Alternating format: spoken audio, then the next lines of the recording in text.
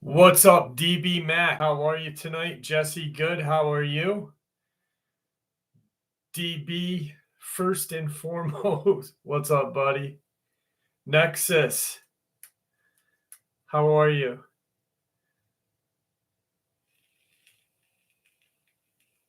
I hope everyone is doing good.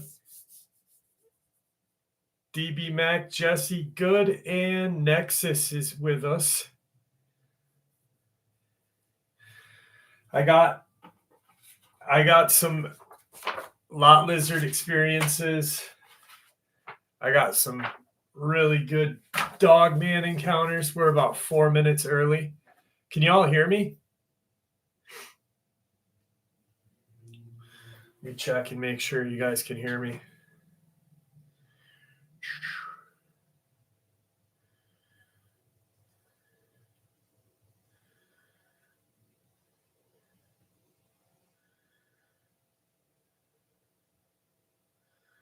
Let's see.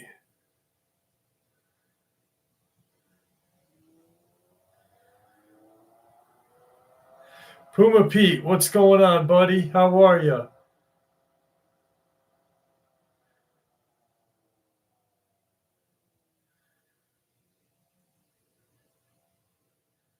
DB Mac, Jesse, good. Okay. And Nexus is with us. Good, there is volume. What is that? It is. So I got an early birthday present from Pups.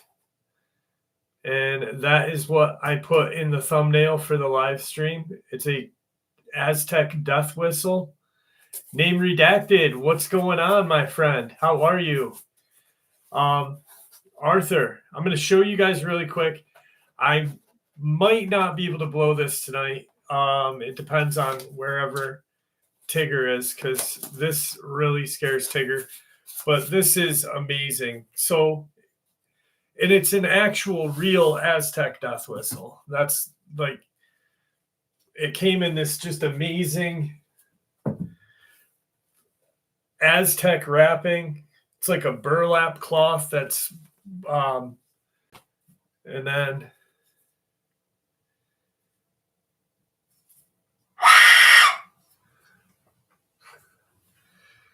wait for my cat to come in here and mess me up. What's up, Lake? How are you? Ginger, how are you, buddy? Janie will be here soon. Pups, I hope you feel better. Thank you for the great birthday gift early.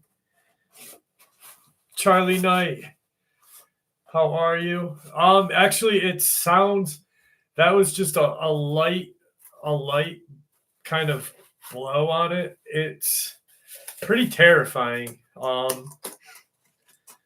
Just imagine like 1,000 of these whistles being blown in a jungle when you're an invading, conquistador or whatever. You're the only white guy that landed in the Aztecian zone, and all of a sudden you hear that thing come out of the woods 1,000 times loud. What's up, Glenn? MJ Bates, how are you? M. Kirby. Oh, yeah, it is loud. Gringo, how are you? The day I got it, I was sitting on the front porch and I was talking to the mailman, and I blew it, and people were walking. It was a beautiful day. And I saw like this lady walking her dog, and I think she actually shit and not the dog, her, because she was so scared. What's going on, Peter? Caden, how are you, my buddy? Craigers. Troy, how are you, my friend? There's Joe. Joe.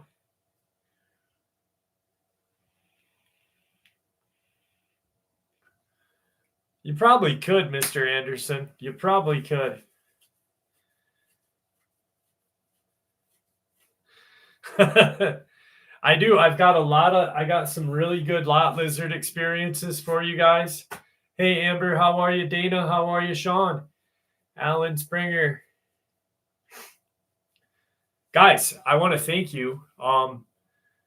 the channel has grown exponentially this month. Holy shit. I cannot believe how, like, we gained a whole 5,000 new subs just this month. I'm almost at 77,000 subs. David Thompson, happy birthday early, my friend.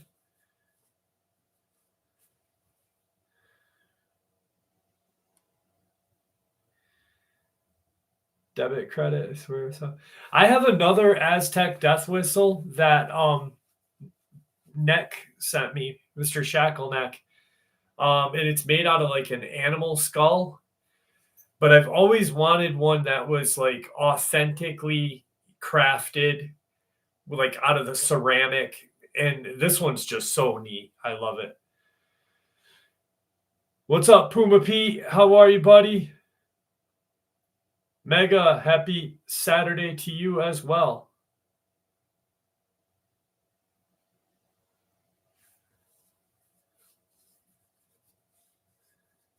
Yeah, we've been growing. It feels good. It feels really good. No, I start at midnight, Nexus, every Saturday at midnight. Otherwise, it wouldn't be Saturday Nightmares because Saturday Night Live doesn't start until midnight. What's up, Linda? How are you? Tyler Marshall, Delirium.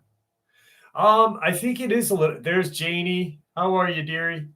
I think it is a little louder. Sonia, how are you? A little louder. No, actually, no, I don't think it's louder than the shofar. I think it's got a different pitch. Yeah, a different pitch. But I do think the shofar is much louder.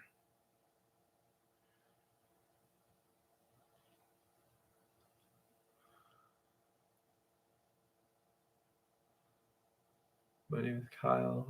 I just remember you said you were going to bring it out in the live stream. Yeah, I have the one that I was probably talking about is downstairs. The shofar I bring out in every live stream. What's up, Motorboat? Brr. Two-way. Hey, Margie. How are you? Allergy season has struck. Hi, Tyler. I said hi to you already, Tyler.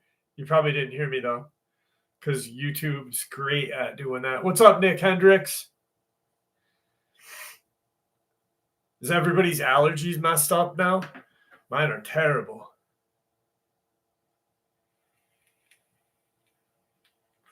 Uh-oh. Caden took a handful of fucking Cialis tonight, guys.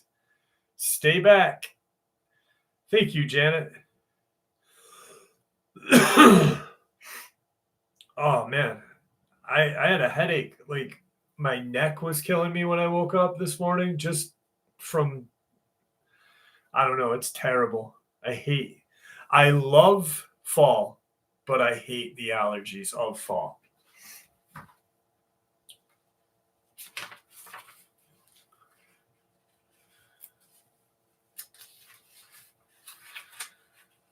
What's up, Red Cardinal? It's always fun, though, Caden. I'm doing well, two-way. I'm doing well. How about you? Thank you, William. Appreciate that. I didn't even realize it was Labor Day weekend. I'm literally like, I was doing something and I looked at the calendar and I'm like, wait a second, it's Labor Day weekend. Holy shit. So happy Labor Day weekend to everybody. I completely didn't even realize it. It's so funny. So we'll start the night off with a quick experience and then we'll just see where we go from there. Thank you, Don. 140 people, 49 likes. Let's get those likes up, please. Please. Vicky Parker, how are you? I'm from Alexandria, Kentucky, and I saw something August 1st, 2019 that I cannot entirely explain. The night was Midnight Madness at our school. It's basically some stupid football event during the summer, but everyone goes to see people they haven't seen over the summer. I went with two of my friends and one of their girlfriends.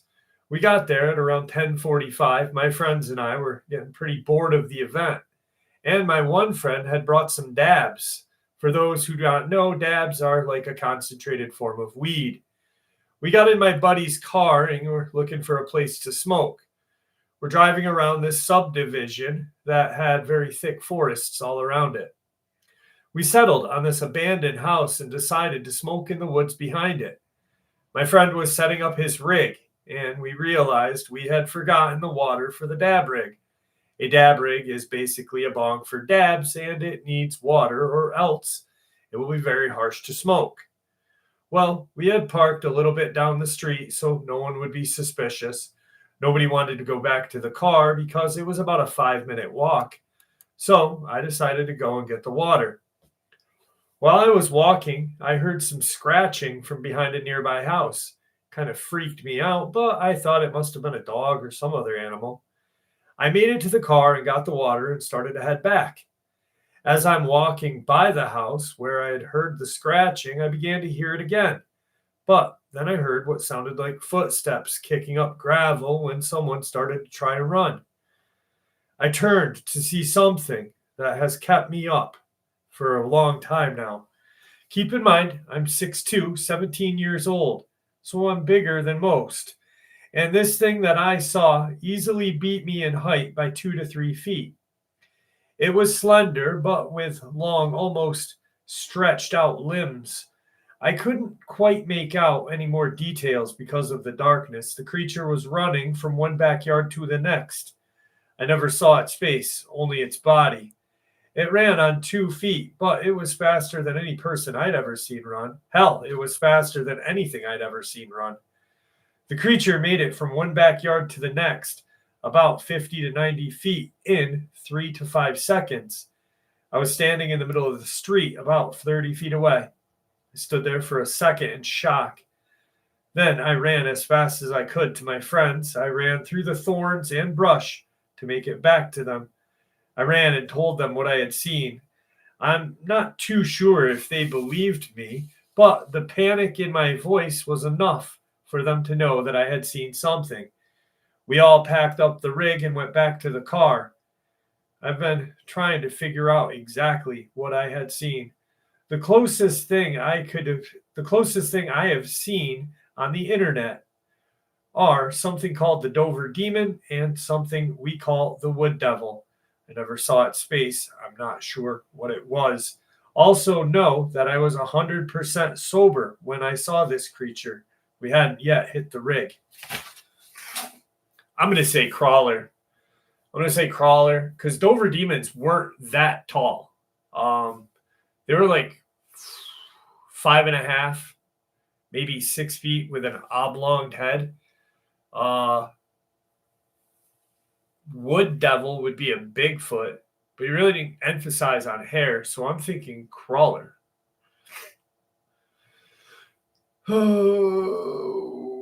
What's up, Johnny Midnight? How are you? Blissful, how are you? Adam Condon, what's going on, my friend?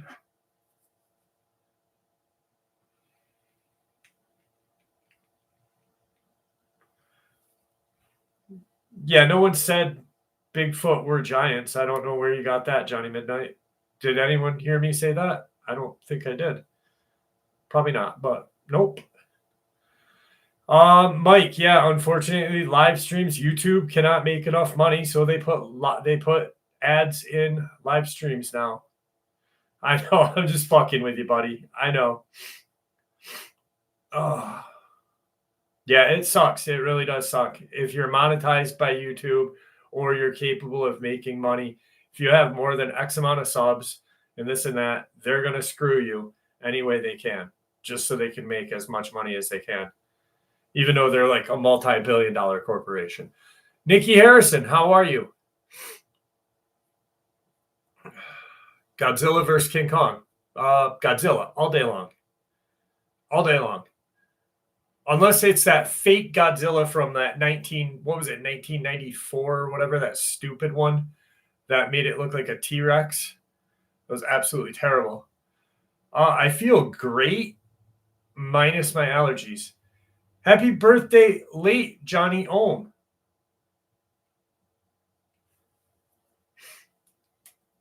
'98, yeah. Dude, that Godzilla was the dumbest one I've ever, like, I hated that. I was like all excited when it first came out. I was like, yeah. I was like 22, got really amped up.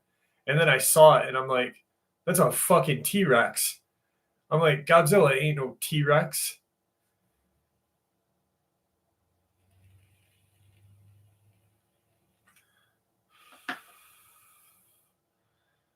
And then to have numbnuts in that movie. What was that?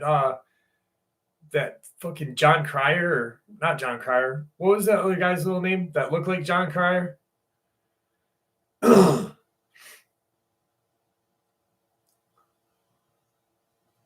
Toho. Yeah, I know. Dude, I love that. Like, Toho is putting, yes, Matthew Broderick. He's like a bad John Cryer wannabe. I'm just teasing.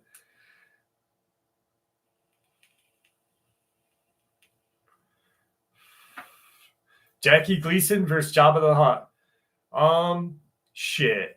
What's up, Gigi? How are you, dearie? I'd have to say, well, they were both rotund, but Gleason was a badass pool player, and they both kind of lived in a space age home. So, I don't know. Gleason's a New Yorker. Jabba the Hutt looks like a New Yorker. It's a tie. It's a tie.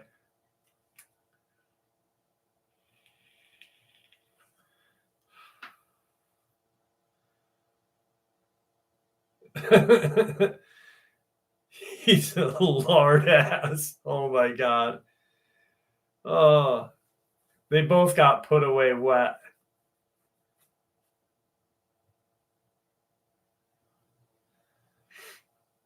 Oh yeah, I forgot about that, Carl.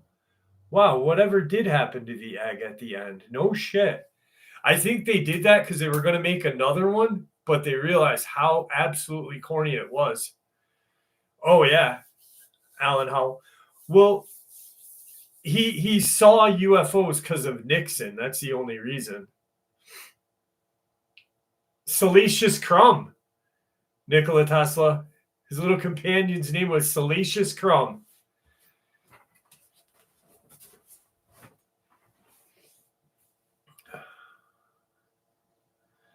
He was my favorite Return of the Jedi character, actually. I liked him better than Yoda. At first, I thought it was like a mixed up, cracked out Yoda. Oh, yeah, Alan Springer. Yeah, it's definitely. It's that house is only like 2 hours south of where I live. I went and seen it when I was younger.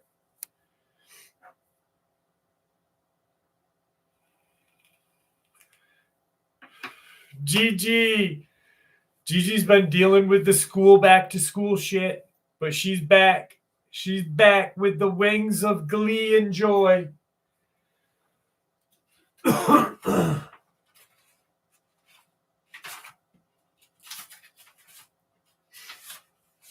Oh, shit. All right, so check this out. This is really interesting. So we've talked about black-eyed kids. We love black-eyed kids here at the live stream, and we love lot lizards, right? Well, I found this and I thought of all of you guys today. And it only has to deal with black-eyed kids. But maybe a lot lizard, because this guy probably, I could envision this guy being at the truck stop glory hole, being the giver. So, my name is Shane and I live in Utah. When I was 8 years old, I lived. This is actually from the 70s. This article is from the 70s. So they're ads, Glenn, and I can't control them, bud. I'm sorry. All right. So from the 70s, my name is Shane, and I live in Utah. When I was 8 years old, I lived in Salt Lake City, Utah. We lived in the Avenues area. We lived 2 doors down from the infamous serial killer, Ted Bundy. He lived in an older home that was converted into apartments. My friends and I knew Ted. We would toss the football around with him. Sometimes he'd give us candy. It'd be really cool to us. Other times he was aloof and moody. A couple of times he'd be working on his car, the tannish Volkswagen Beetle everyone remembers. Once he was pulling out the passenger seat. I thought that was strange. He spotted me looking and I asked, "What are you doing?" He explained that the seat was broken and that he was going to buy a new one. He also removed the inside door handle and said that it was busted. He gave me a different look than he normally would. His eyes appeared to be completely black and he had an angry look on his face. He snapped at me. "Shane, you asked too many goddamn questions. Now get the hell out of here and go home." A couple of days later, he saw me outside and came over and apologized for his previous behavior. Sometime later, my friends and I were playing pass the ball and we were at Ted's driveway. Ted came out of the house and snapped again. "Get the fuck away from here." He had that same crazed look on his face. It was full of bats in the black windows. He wouldn't want anything bad to happen to you. The way he said it creeped us out. When I joined my friends, I told them what he said. My friend Chad said that his dad told him to stay clear of Ted, that he's weird. Chad's dad and mom used to be friends with Ted, but his dad was kind of freaked out by the way Ted looked at his wife. She said he was a pretty woman, long brown hair. You know, the 70s style. A few times, Ted would offer my mom a ride to work. She took a ride one time. After that, she told my dad that Ted had a darkness to him about him, and he acted odd and was sweaty. This was October, so it was strange. Needless to say, she never took another ride from him. After Ted was caught trying to kidnap the girl from Murray, Utah Mall, he never returned to his apartment. When we would play outside, the cellar door would bang like someone had dropped it. There was a padlock on it, so it couldn't be lifted. There were no windows, so any of us could see in. So it would be pretty difficult to get in or out of that cellar. Sometimes we would hear faint screams and women's voices from that cellar, perhaps a disembodied victim of Ted. I still wonder about that. We moved to another house 6 years later after Ted was caught in Florida. And to this day, I'll never go back to my childhood home. It still kind of creeps me out. I'm just glad my family and friends survived the neighbor serial killer. I feel bad for his victims and families. For a while, I carried the guilt about his actions, like I could have done something to stop him.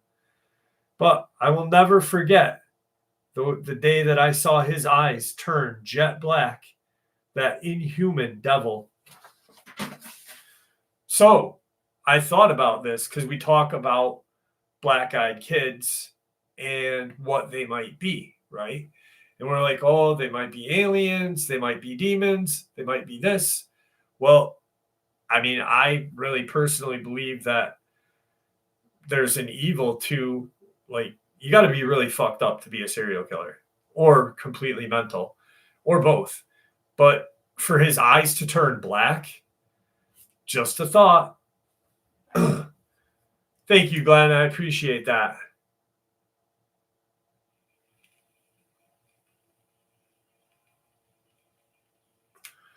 Spirit sticking to the walls. I know, that's a little creepy. That's a little creepy, Nicole.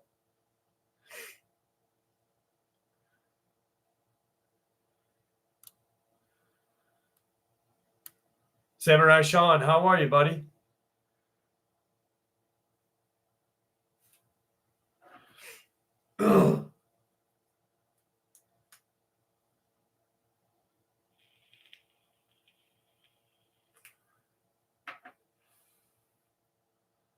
I'll have to find that video and look at it. The black-eyed kid about the Air Force. I've heard the story about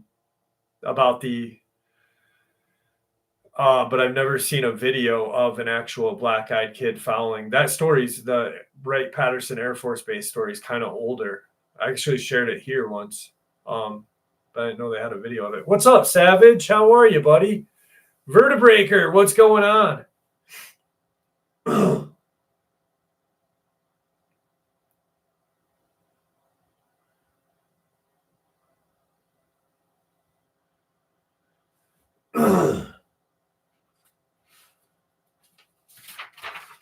Dogman encounter. Dogman encounter. September 1st, around 3:30 p.m., I was on the road from Bellwood, PA to Antis Township, Blair County. It goes up Scalp Mountain to Sinkling Valley. It's right off of exit 41 of Interstate 99. The road goes parallel to Interstate 99 for a short piece. On the left, there is a PennDOT location for winter supplies, then a park and ride. Just past that, I pulled off the road to pick some weeds for drying for my wife. Just as I was pulling off up ahead of me, about 50 yards or so, something walked across the road, coming from the patch of woods that's between this road and I-99 northbound lane, and crossed, heading up into the woods to the mountain. I don't know what it was, but I do know that it was not a deer nor a bear, and it was not a dog. It was on all fours, dark colored between brown and black. It was an overcast Sunday afternoon. It was on all fours, close to the height of a horse. Not a huge horse, but I was in a Toyota Tundra, and the back was as high as my hood for sure. It was a very lanky build, thinner and muscular. Long legs with a snout head, kind of like a dog or a wolf. It had very long back legs, I'd say a good 3 feet under the belly to the road as it was walking on all fours. I only saw it for a 5-second frame or so as it went across the road and up the bank into the thick woods. Gringo, thank you so much, Gringo. I drove up fast and jumped out, but it was too dark in the woods to see anything. It was gone. I'm 58, and I've hunted and fished most of my life in PA. I've spent quite some time in the woods and streams. I have never seen anything like this before. It did not look my way. It just crossed, and it was gone. I know it wasn't a deer, a horse, or a bear for sure. I have no idea what it was, but it does fit the description of a dog man. Thank you for letting me share.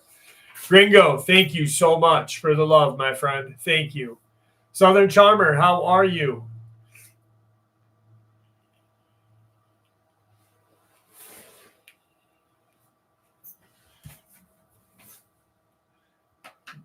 Yes, I was, Nicole. Good eye. This is one of my favorite t-shirts. I love this shirt. This is one of the best albums Mr. Bungle ever did. Ooh, and I waited for this t-shirt to come out for years. Well, like the authentic t-shirt.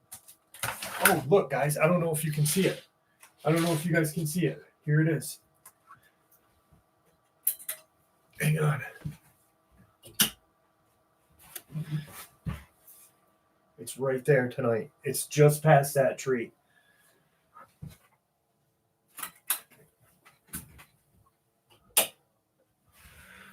So he's about 50 feet closer to my house than he normally is.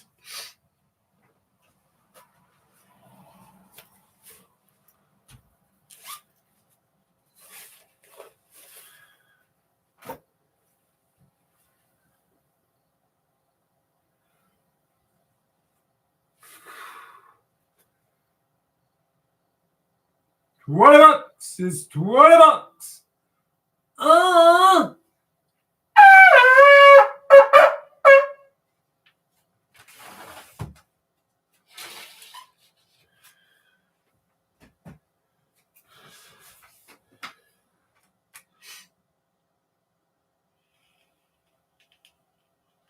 Oh, it's the cop. The cop's always he's always there every Saturday.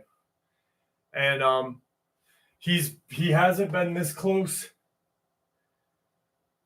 I don't know. He hasn't been this close since that one time he parked directly, like almost directly across the house.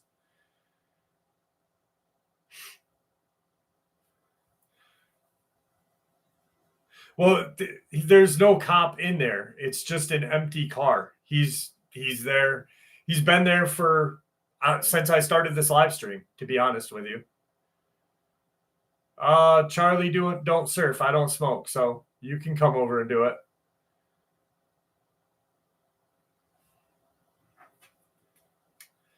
But I don't know. There's no one in the car, Vicky. So it'd be hard for someone to be listening if you know what I mean.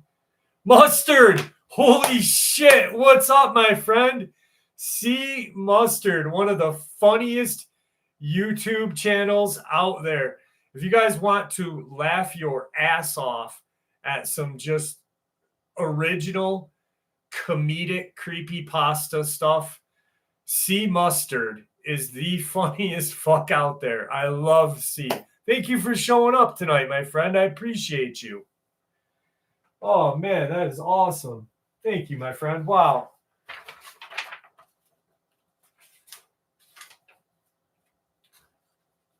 All right. So, a black-eyed kids experience. My friend and I were walking around my neighborhood at night because we were really bored. We passed this park that's in my neighborhood, and we heard singing. So we looked over to the park, and we saw this little girl alone sitting on the swing. She had long brown hair, a pink polka dot dress, and a red bow in her hair. We couldn't see her super well at first because the park wasn't lit up. So we kept walking past the park because we felt this overwhelming fear when we saw her without any cause. But as we are walking, still looking at her, she turned her head and stopped singing. She was singing Ring Around the Rosie. We were walking a bit faster at this point, but I felt drawn to her. Even though I had an overwhelming fear, I also felt like I should go to her. But I fought that and kept walking. She then stood from the swing and started walking. She walked out towards the street, which we were on the other side of. She went under the streetlight, and then I saw it. I made clear eye contact with her, and her eyes were pitch black. She then started to run towards us, which only my friend noticed because I was caught staring into her eyes. My friend grabbed my arm, pulling me, yelling, "Book it, book it." We start running as fast as we can down the street. As soon as we got to my porch and my mom came outside, we turned around and she was gone. After that, I had sleep paralysis of her just standing in my room, staring at me with her jet black eyes. I had a dream about her and always felt some sort of presence around me, but I never actually saw her out there again. But anytime I'm outside at night, I always feel an extreme strong fear of seeing her again. Damn. Eek. Black-eyed kids. Samurai, I probably am, my friend. I've been on that list for a long time. Steph, what's going on, my friend? How are you, bud? Thank you for joining us tonight. I know it's weird. YouTube's algorithm is weird. It says there's 64 people. Actually, I have 263, 144 likes.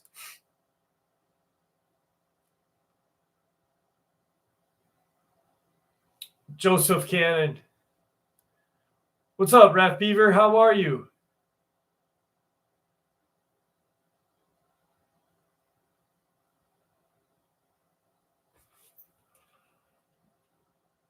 Where is Nino?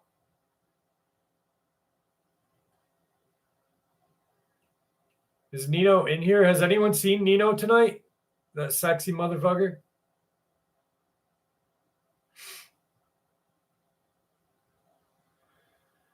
I know. Where's Wilburn? No Wilburn. What's up, Freddy Fuck Ups?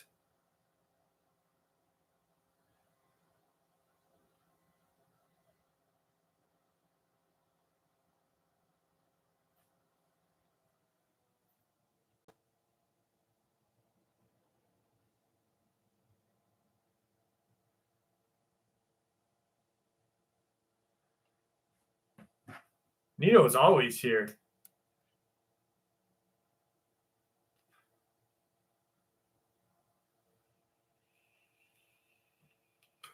No, no one's easily missed. It's hard to, well, you know what, Rafe Beaver? It's when you're doing a live stream and you have this many people commenting and you've got to read and you've got other shit to do at the same time. It's harder than you think. What's up, Kakalina? How are you tonight? 59th. Hey, Truth, how are you? Speaking of Rascal, is Robert? I haven't seen Robert Sharp tonight either.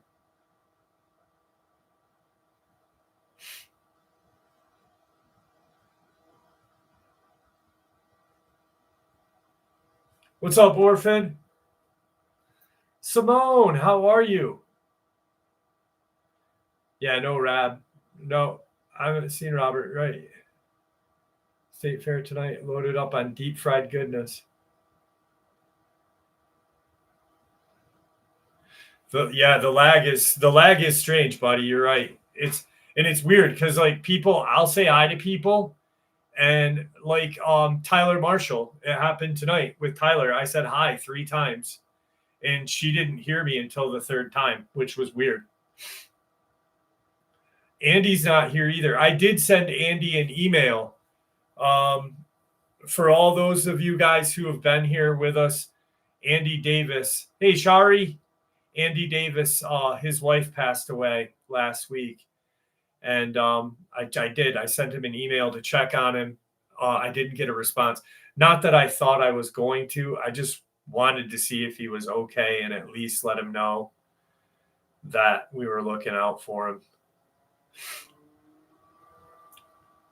It was crazy. It was crazy. And he came to the live stream. I'm finishing the book, Laura. It'll be out shortly. Yeah, Sea Mustard. Thank you. Thank you. I said it was crazy because at first I thought he was like joking, like not that that's a joking matter, but like, and the only thing I could think of was like, holy shit, like he's like that, the White House speaker guy that his wife passed away and he came and did the speech and he's like, my wife just passed away. I'm sorry, I don't sound the same as normal, blah, blah, blah. And I'm like when he said it, Alan Howell, thank you so much, my friend. I appreciate the love. I can't talk about it, Southern Charmer. That's why I said I can't say any more about it. That's all I'm going to say any more about that tonight.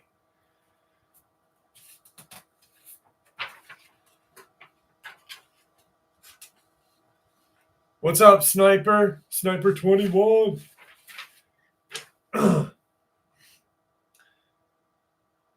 My wife and I were taking a small vacation trip last October to the Red River Gorge area in Kentucky. After a full day of hiking and grabbing some dinner, we returned to our room to get some sleep. At about 3 a.m, my wife woke me up saying that she was having severe stomach pains. Myself, being a dutiful husband that I am, got dressed, hopped in the car, and ran down the road to pick up some stuff to settle her belly, only to discover things had been shut down around here at night. After consulting Google, I found a 24-hour gas station about 30 minutes away, and I began my drive. After locating the exit, I began to drive down slow. I was somewhat paranoid about hitting a deer or something, especially since I'm in unfamiliar territory. As I made my way off the exit, lo and behold, a deer ran out in front of me. As I watched it cross the road, I noticed something behind it. It was the outline of a man, but there was nothing solid to him. I could see right through it, yet still clearly could see his form. Now I'm wide awake with a deer having startled me, but had no explanation for what I had seen. It crossed the road and continued to run after the deer. For the rest of the trip, I kept feeling like I was being watched and continued to have an uneasy feeling for several days after. Anyway, that's my brief rundown and my only experience with what people now call the Glimmer Man, which is like the predator thing. Really fucking creepy. Lot lizard story, guys. Lot lizard story. This is something, Mustard, if you don't mind, I know how, like I said, C Mustard has one of the funniest YouTube channels that, like, just he's hilarious. And I do believe he creates his own content. Well, a lot lizard, as you may know, see, is a truck stop prostitute. And I try to create funny stories about them, like funny horror stories. And I think it'd be really cool if you and I could come up with a lot lizard story and do it on the show one time, if you're interested. Mr. T, thank you. There's Robert Sharp. Whoever said they liked the story about Rascal, talk to Mr. Sharp. There he is, right there. Okay, so lot lizard experience. I mean, I had one where a lot lizard actually penetrated a trucker with her tail. It got really, really interesting. Anyway, in the sleepy hours of the morning, as the sun barely crested above the horizon, Jimmy Big Rig Peterson pulled into the Cactus Rose truck stop, his rig rumbling like an old lion as he parked into an empty spot. The air was thick with the scent of diesel and stale coffee, but he'd need both to stay awake for the next leg of his journey. As he stepped out of his cab, wiping the sleep from his eyes, he noticed a peculiar sight near the edge of the lot. A mysterious figure, long limbs, skin the color of the moon, and eyes that seemed to shimmer like distant stars. "What in the Sam Hill is that?" he muttered to himself, squinting at the creature, which was squatted low to the ground. Suddenly, a local truck stop regular, the old-timer named Earl, ambled over, chuckling to himself. "Hey, there's a lot lizard. Heard about him, but never seen one myself." Jimmy raised an eyebrow. "Lot lizard? You mean prostitute?" Earl snorted. "Prostitute? Nah, son, that's a cryptid. It's an elusive beast that roams truck stops after dark, looking for lonely truckers." "Seriously?" "Yup. They say they've got magical powers. Some guys swear they can charm you into doing anything." Just then, the lot lizard noticed Jimmy and slinked over. Her movements were unusually graceful for something that should be a mere human, but then again, Earl had called her a cryptid. She was definitely moving in closer, her strange, almost hypnotic eyes locked onto his. "Hey there, big fella," she purred, her voice trailing like a soft breeze. "Need some company?" Jimmy chuckled nervously. I'm good, just here for some coffee. You know, trucker stuff." But before he could retreat into the diner, the lot lizard lunged at him. Jimmy barely had time to react as she wrapped her long, slender arms around his waist. "Oh, no, you don't," she exclaimed with a wicked smile. "You're not going anywhere without my special service." Earl hooted with laughter, leaning on his walker. "Look at him. Never thought I'd see the day a trucker got taken down by a lot lizard. Larry Lindman, thank you, brother." With the mind of its own, his body seemed to betray him. Adrenaline surged through his veins, and he was suddenly running from this mysterious creature. The lot lizard chased after him with surprising agility. They wound around the trucks, narrowly dodging a couple of startled drivers who were grabbing their morning coffee. "Don't run away, I promise I won't bite," she called, giggling between breaths. "What about scratching?" Jimmy yelled back, still sprinting past the diner's neon lights. As he dashed back to his truck, he heard her voice behind him, playful yet mischievous. "I just want to show you my special powers. Without thinking, he leaped into his cab, almost slamming the door shut on her face. But she was quick, yanked it open, and hopped inside faster than he could blink. Wait, what's your special power? He asked, now completely bewildered. The lot lizard grinned wide. I can make your load feel lighter. Then, with a flick of her wrist, she produced a tiny glittering crystal from thin air. See, just a bit of magic. As she tried to enchant him with her so-called powers, the shimmering crystal fell from her grasp, landing straight into the coffee he had placed in the cup holder. Jimmy watched, wide-eyed, as the liquid bubbled and began to emit a faint glow. I didn't order that, he laughed nervously, realizing where this motorist rendezvous was heading. The freshly enhanced coffee was enough to send him into a panic. Woohoo, hold on. I need that for my trip. With an indignant huff, the lot lizard rolled her eyes. Fine. I can't believe you're rejecting the magic. You truckers are all the same, skeptical. Wait, come back, he shouted. And in a moment of impulsiveness, he reached for her as she began to climb back down. I was just kidding. I'd love to see your magic show. With raised eyebrows, she looked back at him, intrigued. You really want to see my powers? He hesitated, debating if he truly wanted to take the plunge. Let's say I'm mildly curious. She smiled, taking a seat beside him. All right, Big Rig, let's start the show then. And with that, what began as an early morning wrong turn spiraled into an unexpected adventure filled with laughter and a cup of enchanted coffee.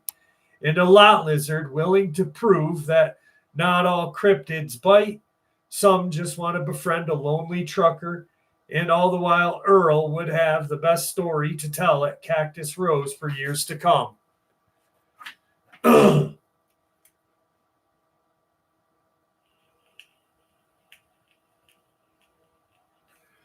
Nicola, it's Mr. Bungle. It's Mike Patton's like third or fourth band.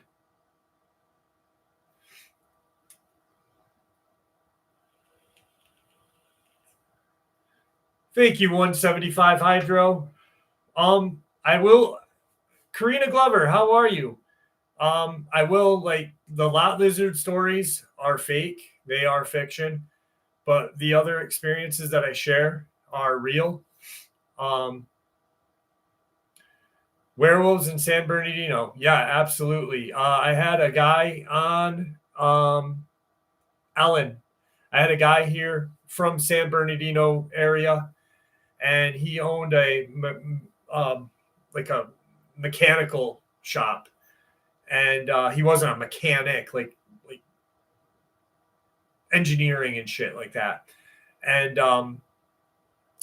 him and his dad and his other family members started to notice the homeless people were disappearing. And sure enough, this job's for the fucking birds. Larry, what's up, buddy? Thank you very much for the memberships. Are you all right? I know you just started your new job. You're hating it already, my brother?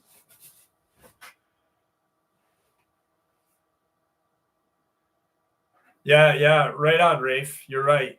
So Mike Patton, Faith No More lead singer. I know him, Mr. Bungle, because that was his original band.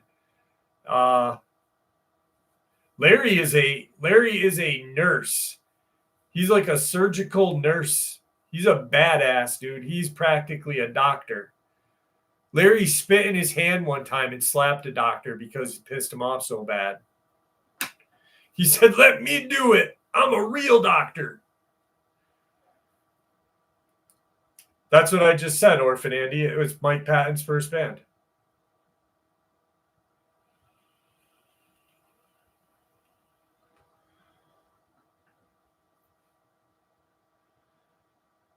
So you are a doctor. And you play one on TV.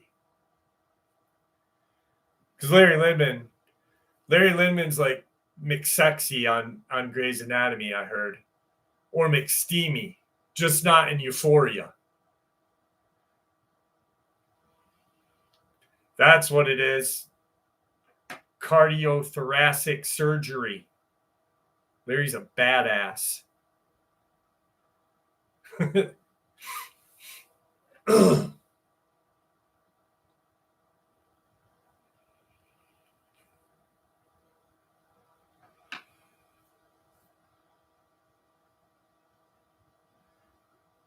Most definitely, Steve-O. Most definitely.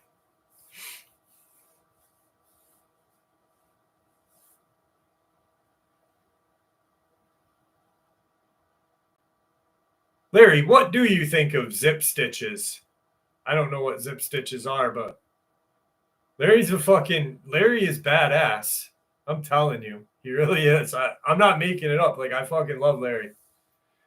Like, when my dad was sick, I was supposed to be off to reopen a chest at bedside. God damn, brother. Oh, I would puke right in that dude. I'd be like, bleh.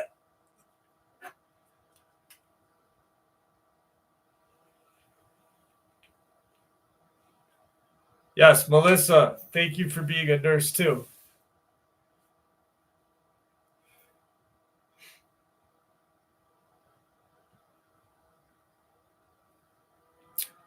I'm a doctor as well. Me and Caden are known as the doctors of love because we got Love Jones.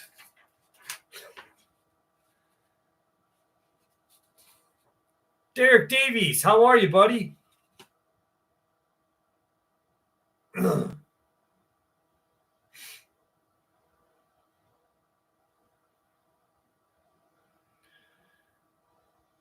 Joe is practically a doctor. You put Joe Michaela in her tool belt, she's fixing everybody up, baby. Dr. Love.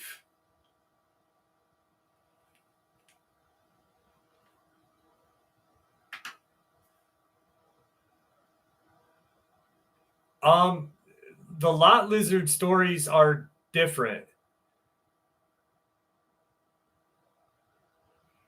Lot lizard stories are like they're only periodically through here, Freddie.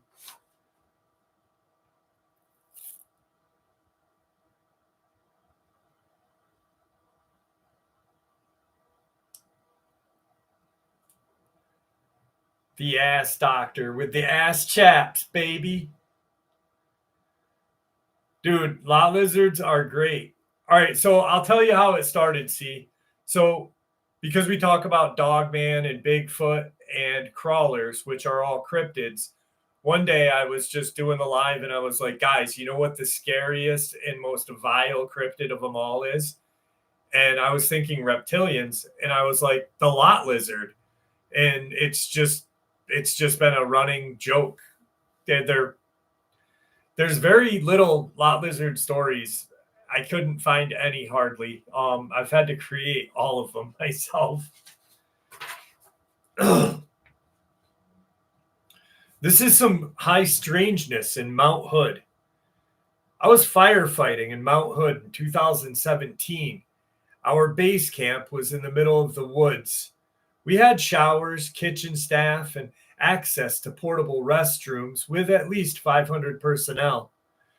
We were fighting a fire near the lake and park service that we needed to stay away from. Law enforcement was everywhere. We even saw black undercover vehicles. I wasn't the only one, and we were sure we weren't the only fire crew out there. Weird things were going on. There were no insects, no animals, no flies. I mean, nothing but vegetation and trees. Our crew boss had told us that he had seen surveillance cameras hidden in the trees and that there was something really strange going on. And he was referring to the government. I was replaced for one of the guys, so I was on my 5th day or so out there. It was also my 3rd year firefighting. That night at camp, I had finished talking to my girlfriend and walking to my sleeping bag, jumped in and tried to fall asleep. I rolled around for about an hour. Then I saw a white light outside of camp turning on and off. Take note, the whole camp was shut down during sleeping hours. After that, though, I saw a black figure racing around camp, almost like a person, but it was not human. Then a big buff man, like a bull, had risen out of the ground in the middle of our camp. I shit you not. I couldn't believe what I was seeing. Everything that happened, I kept to myself until the tour was over. All this happened in Oregon, but even in Warm Springs Reservation, there are some unspoken things that happen.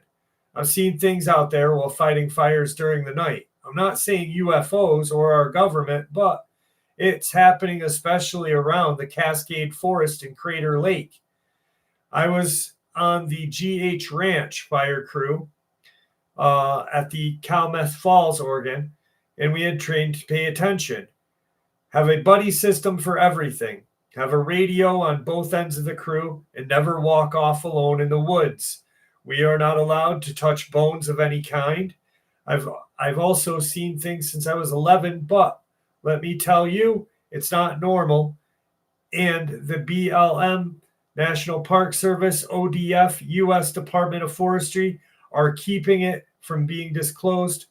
Don't ask, don't tell. Joseph Ken, thank you so much, my friend. I appreciate the love. What's up, Jason Strange? How are you, buddy?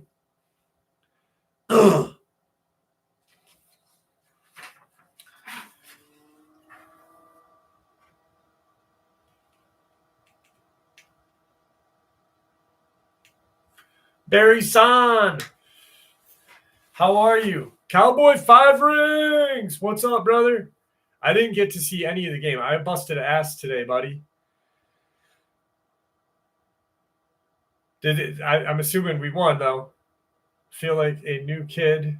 Been a long time since last live.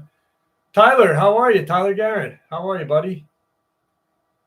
What's up, Candy Kelly? Candy Kelly.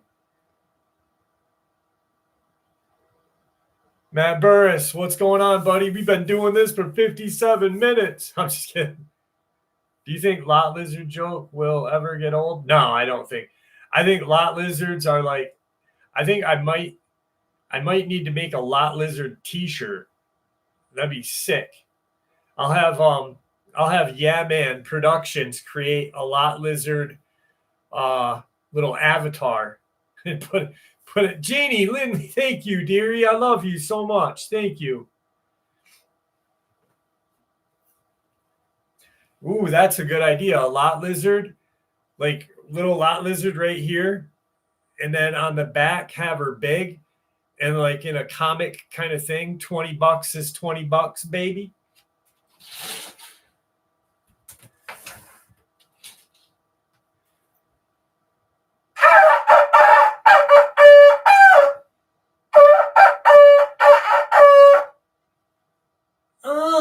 $20. This is $20.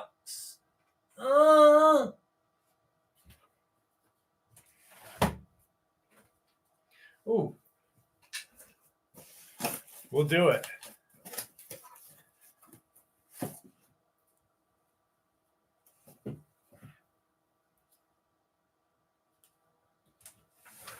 Let's see.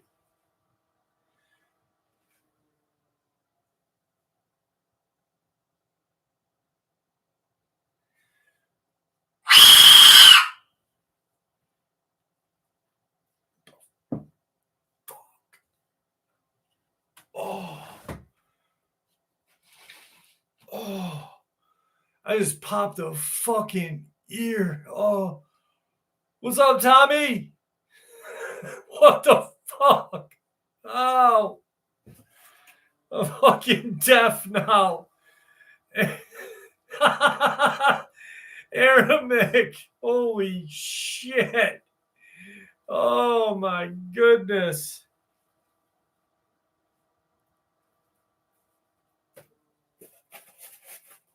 Jesus, I didn't think it'd be that loud, man. Holy shite. Every lot lizard, male and female, just dropped something at that one. They're like,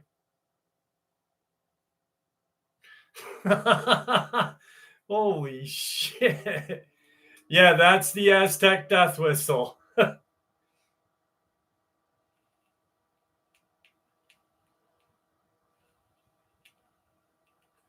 I'll check it out, Joe. Oh my God, my fucking eardrum hurts bad now. Holy shit.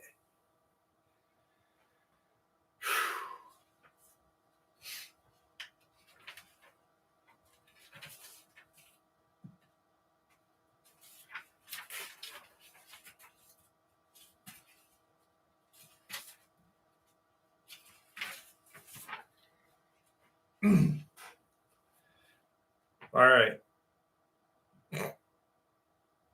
I'm afraid to check on Tigger.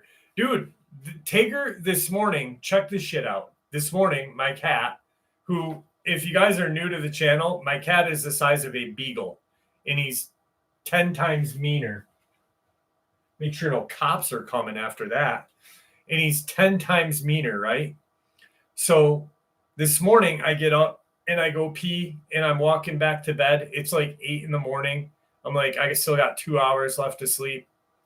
And he's looking at me. He's like he wants to fight. And I'm like, go away. And all of a sudden I jump back in bed, right? And I pull the covers and I see him. He looks like a fucking lion in the dark.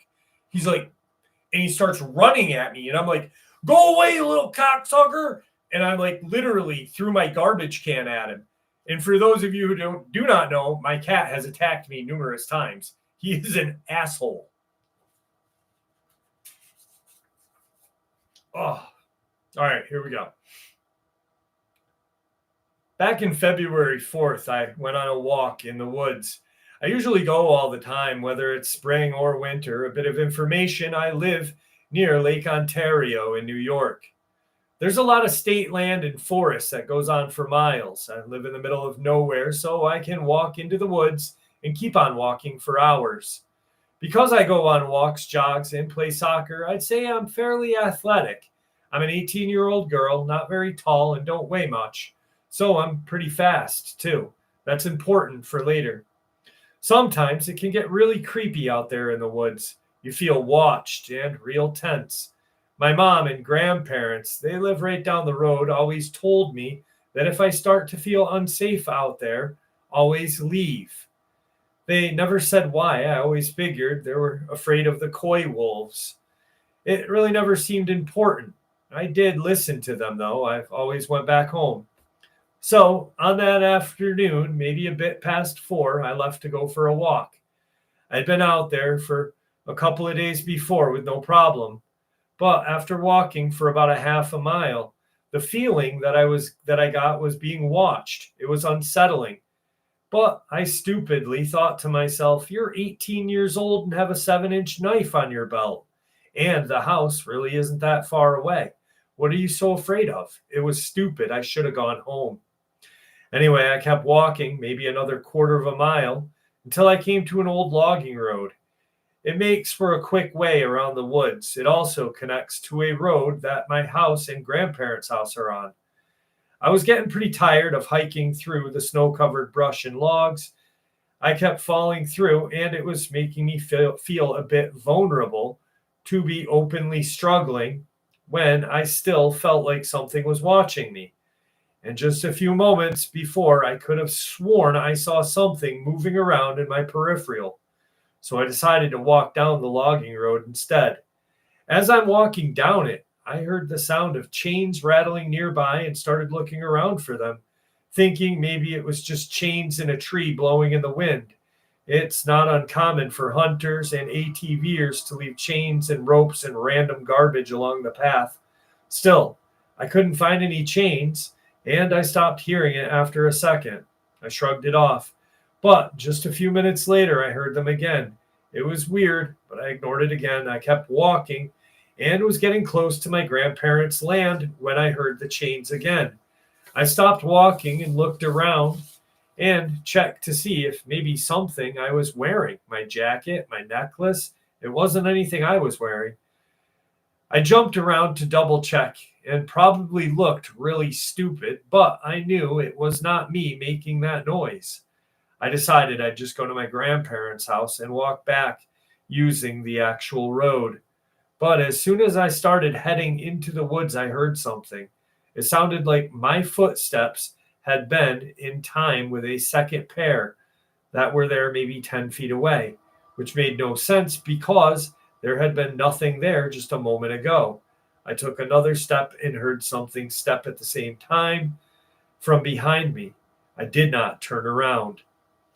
I was too afraid to. It's probably a good thing I didn't. So I acted as if I was going to take a step forward, but stopped, my right foot above the snow. I wanted to make sure I wasn't going crazy. Behind me, whatever was there did step down. I heard the snow crunch. Then it moved forward again quickly. It must have known I figured out it was there. I started running toward my grandparents' land, and whatever was behind me followed. It sounded bipedal, and the sound of the chain started up again. This thing was definitely on two legs, and it sounded large. There's a lot of thorn bushes and small trees and things that stay around all year, even in the winter. While I ran around and between them as best as I could, it was just going right through them. I glanced behind me for a second, and all I saw was a really tall gray humanoid blur before I looked back in front of me. Timing was not on my side. Like I said, it was late in the afternoon and the sun was getting low. So it was getting a little dark under the trees. I was running through the thorn bushes at this point because I knew it was getting closer to me, and there were just too many thorns to try and go around them all. I was slowed down by them a bit and was sure it was going to catch me, but it never did. I'm not sure if maybe it just didn't care for some reason. Maybe it was trying to scare me, or I was still going fast enough that it couldn't catch me. I burst through the final line of brush and out into the cleared edge of my grandparents' yard, then up the hill into the house. The final stretch was terrifying. I could hear heavy breathing and chains rattling just a few feet behind me the entire time, and it sounded like it was almost growling. My grandparents' dog, a very big Malamute Mastiff mix, was up in the yard near the house and started barking. But he didn't run toward me, he just stayed by the house. Then he ran with me to the house when I got close to him. I ran up to the door and went inside. The dog came in right behind me. I slammed and shut the door. I didn't hear a thing, and I looked out the window, but there was nothing there. The dog was leaning on me and shaking. I was too, so I understood how he felt. We were both scared by this thing. My grandfather came to the door from upstairs after just a few seconds, and I started crying and told him everything that I had heard after I calmed down. He became very serious and told me, "Don't think about it, just forget about it ever happened." I tried to ask him why, but he refused to tell me anything. He just insisted that I forget immediately and keep it out of my mind. But I can't forget. I tried asking my grandmother too, but she said the same thing and changed the subject. My dad thinks it's a bear. I know it wasn't. For one thing, you can't outrun a bear. My mom acted the same way as my grandparents. They're her parents. They refused to answer my questions. I told a close friend about it the other day. She didn't know what it was either. Andy Davis, how are you? Did you get my email, my friend? I was just talking about you. I'm glad that you're here with us. I'm glad that you're among family, my brother.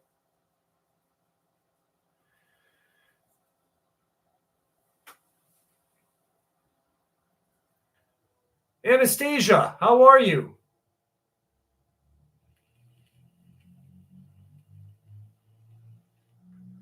Ska, thank you, my brother. Thank you for the love. I truly appreciate you. No, I figured, Andy. I figured. I just wanted to make sure that you're okay. I did send you an email, though. I was thinking about you. Randy Man, have a good night, brother. Be safe. Thank you for popping in.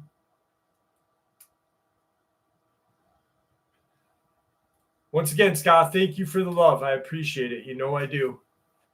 me see if I can give you a like. I can't even give you a like on here. The fuck?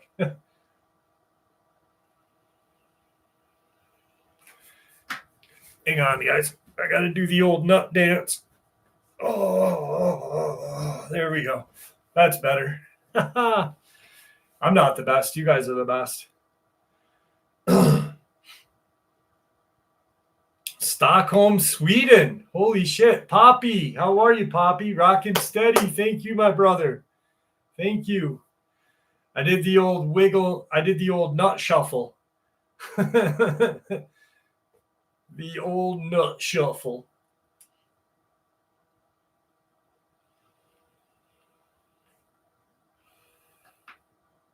So I kind of during one of my intros today, I had recorded. I wanted to thank you guys. Just I don't know why I was thinking about all of you today, and this channel. I started this channel in March 24th of 2018, and that's when I put my first video out, and I had gotten sober. Jesus, wow. A year and a half before that, a year before that, 11 months before that, excuse me. Anyway, I just wanted to let you guys know how much I appreciate all of your guys' support. You guys have all been a big part of my life. This channel has been a huge part of my life. It is my life, besides being a dad to my daughters that I love. This channel is like my second love, and I owe everything that I am to you guys. So thank you. That's it. That's how I am. See, that's how I am. Congratulations on 2 years, my brother. Congratulations. That's all I do is vape too. I don't drink, smoke, nothing. I was addicted to dope for too long, and fuck, man, pills. Had to do the nut shuffle.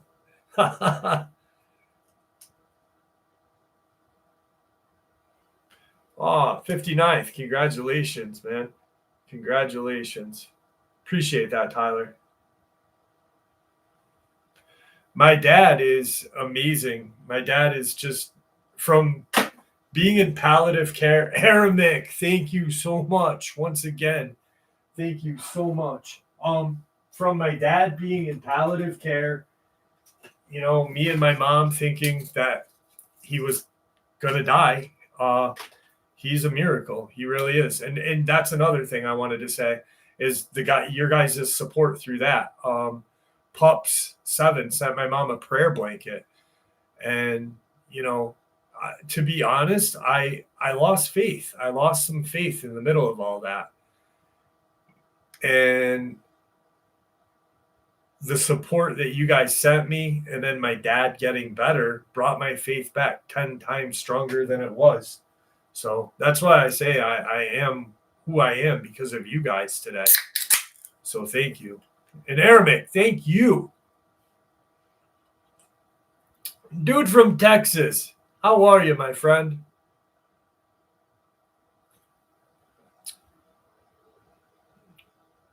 Joe Corthern, how are you? No beer. I don't drink no beer. We're just talking about being sober, MJ. I drink mini Coca-Colas because I'm on a diet because I'm a fat ass.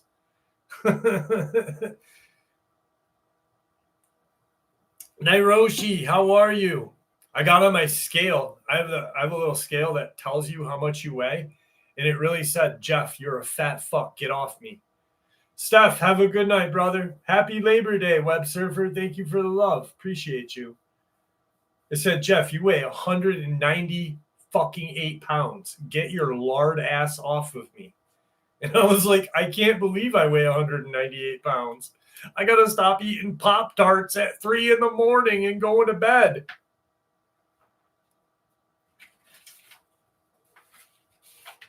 I love Pop-Tarts.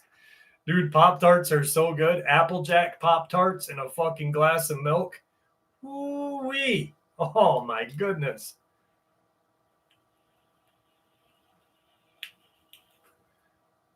Karina, that's how I am. I am not religious. I am spiritual. You're absolutely right.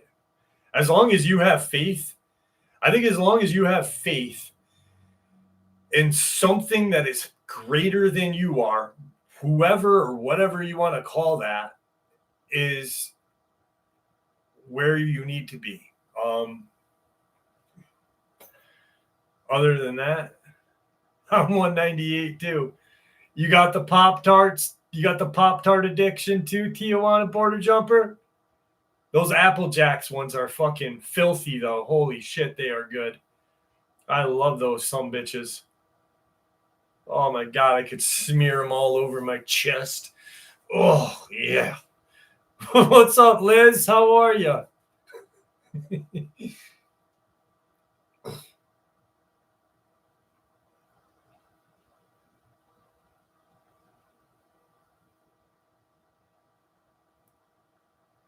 There are Apple Jacks Pop-Tarts, and they're the greatest thing on earth. They are literally the greatest thing on earth. I don't even need to date. I'll eat Apple Jacks Pop-Tarts all my life and be happy.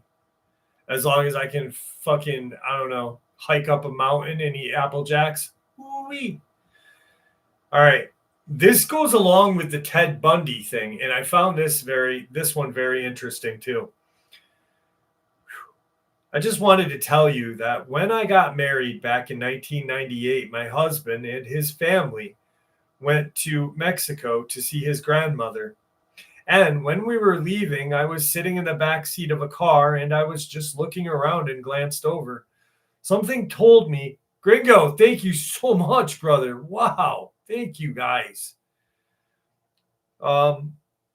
Something told me to glance over, so I did, over my right shoulder, and looked. There was this crowd of people standing on the road, but one man stood out, and their faces were so weird. It was like they had no eyes.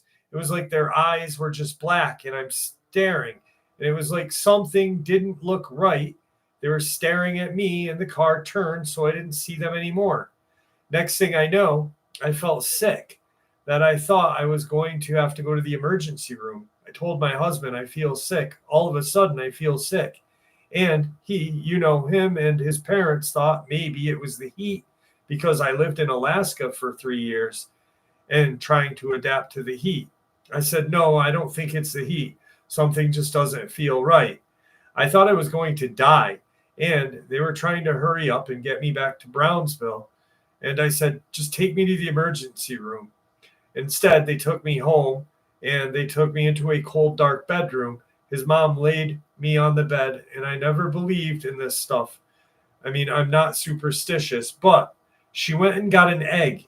She had taken this egg and rubbed it on my body and on my head and was whispering something. I don't know if it was a prayer or what it was, but as she got to my right hand, the egg exploded and she was startled. The egg was weird, but all I know is what I saw in Mexico was the weirdest thing I'd ever seen. And talking about black-eyed kids and such just really has me freaked out. They really strike fear into me because it has triggered something with my memory of the black-eyed people in Mexico and how sick I really got. But then Ted Bundy, the people talking about Ted Bundy having black eyes, and people hearing knocking on his door when he's not there, and they knew like there was no bodies ever found down there. So demonic.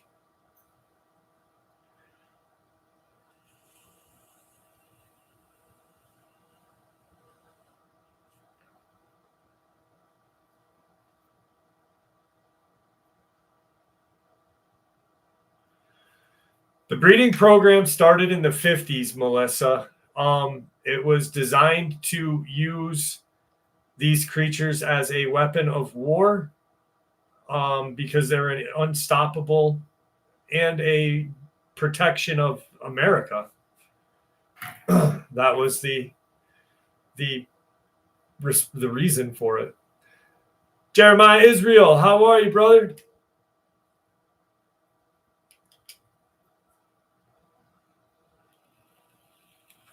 I bet you, Web Surfer, I bet you there are a lot of serial killers that have like a demonic possession to them or an attachment. Better word, attachment, good one. I'm glad that you're here with us, Israel. I'm glad that you're here with us. I really think there is an attachment because, like a person just doesn't get, like you're a fucked up person killing people. Like I could see like someone hurt my daughter. I could really smoke somebody then, but like to go and massacre 5 people, 8 people, 10 people, there's something triggering you at that point. And I really think that, like, Liz, holy shit, thank you so much. Oh my God, thank you, Liz. I appreciate you. Wow.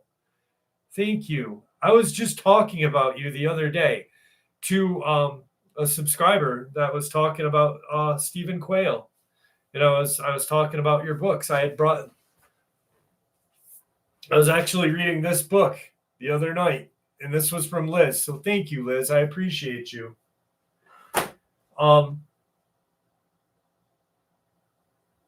Dahmer. Look at what Dahmer did. There's got to be like some kind of demonic fucking something to that, Like, that's scary shit.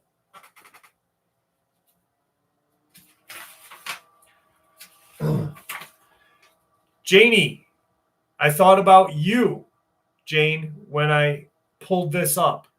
This one is dedicated to Jane. And for those of you who know Jane's experience, you'll know why it is. My family had a scary confrontation in 1992 while RVing. We were camped near Wind Cave National Park several times while I was a boy, but stopped going to that part of South Dakota after our experience with something unknown. We normally camped in early summer, but for whatever reason, my dad decided we'd go a few weeks before I went back to school. We always enjoyed going into Wind Cave and would spend full day there. We'd then spend the rest of the week around the RV campground. This particular year, we camped further away from Wind Cave in the vicinity of Hill City, not far from Mount Rushmore. The area is surrounded by thick pine forests and very rugged. It was a Saturday evening, very calm around the campsite. Many people had left during the day, so there were a few kids running around. Around 10:30 p.m., I decided to go to bed. I was bored and my parents were entertaining another couple. I lied down and turned the radio on while I drifted to sleep. The only thing I remember next is my mom making lots of noise while inside the RV. I sat up and watched my dad looking for something in a storage bin. The next thing I noticed was him holding his pistol.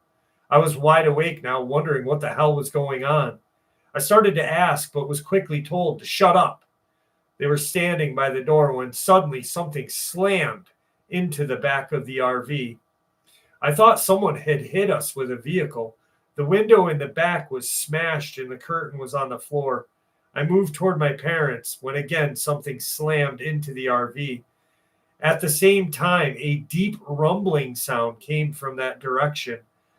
I never thought my mother would scream so loud. My father raised his pistol and fired through the window. We waited quietly for something to happen. Whatever it was must have run off. By that time, someone was yelling from outside, wanting to know what the hell was going on. I think it was someone from the campground. My dad went outside to talk to whoever it was. My mother was very scared and visibly shaking. She just grabbed me and squeezed me tight. My dad came back into the RV and said, "We're leaving." He grabbed whatever gear was outside, threw it in the RV, and we were off. None of us talked much about it as we drove home, which was a 4-hour drive. A few days later, my mother told me what happened that night. My parents were just about ready to go to bed. She said it was about 11:45 and she was cleaning up outside when they noticed something large on two legs run from behind the RV into the forest. My dad told her that it was probably a bear. He then saw it duck out and back into the woods. There wasn't much light other than from a lantern and the back window inside the RV. He told her, "That's not a bear." By that time, they were in the RV and heard a deep guttural grunt coming from the creature.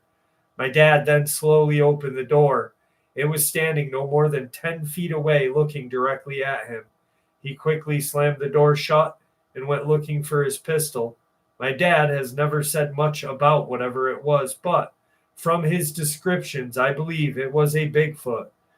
He described it as being covered from head to toe with thick, dark fur, with a wide nose and piercing yellow eyes that glowed in the light. He estimated its height to be well over 6 feet, and it seemed to weigh more than 400 pounds with massive arms and legs. That's basically all he ever said. He refuses to talk about it to anyone. We continued camping over the years, but we never went back to that area. I always look for Bigfoot reports in South Dakota, especially around Mount Rushmore.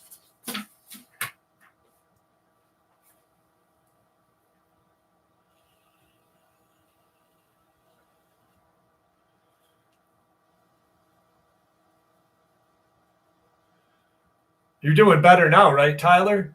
Damn, that's not good. Gallbladder shit's terrible.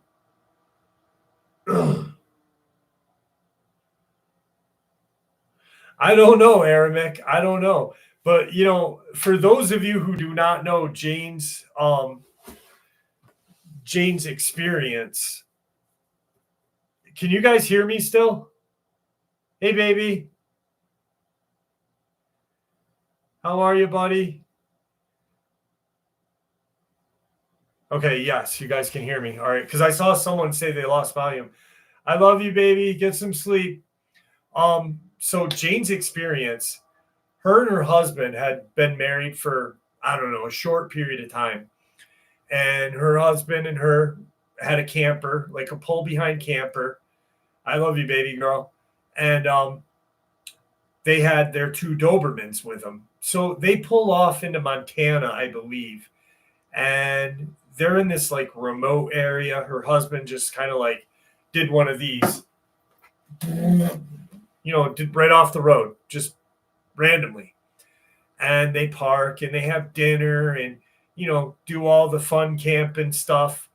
They have a fire and they put the fire out. This is the weirdest part. The fire was out. They get ready to go to bed. The dogs are on the floor. Jane and her husband are like cuddled up next to each other.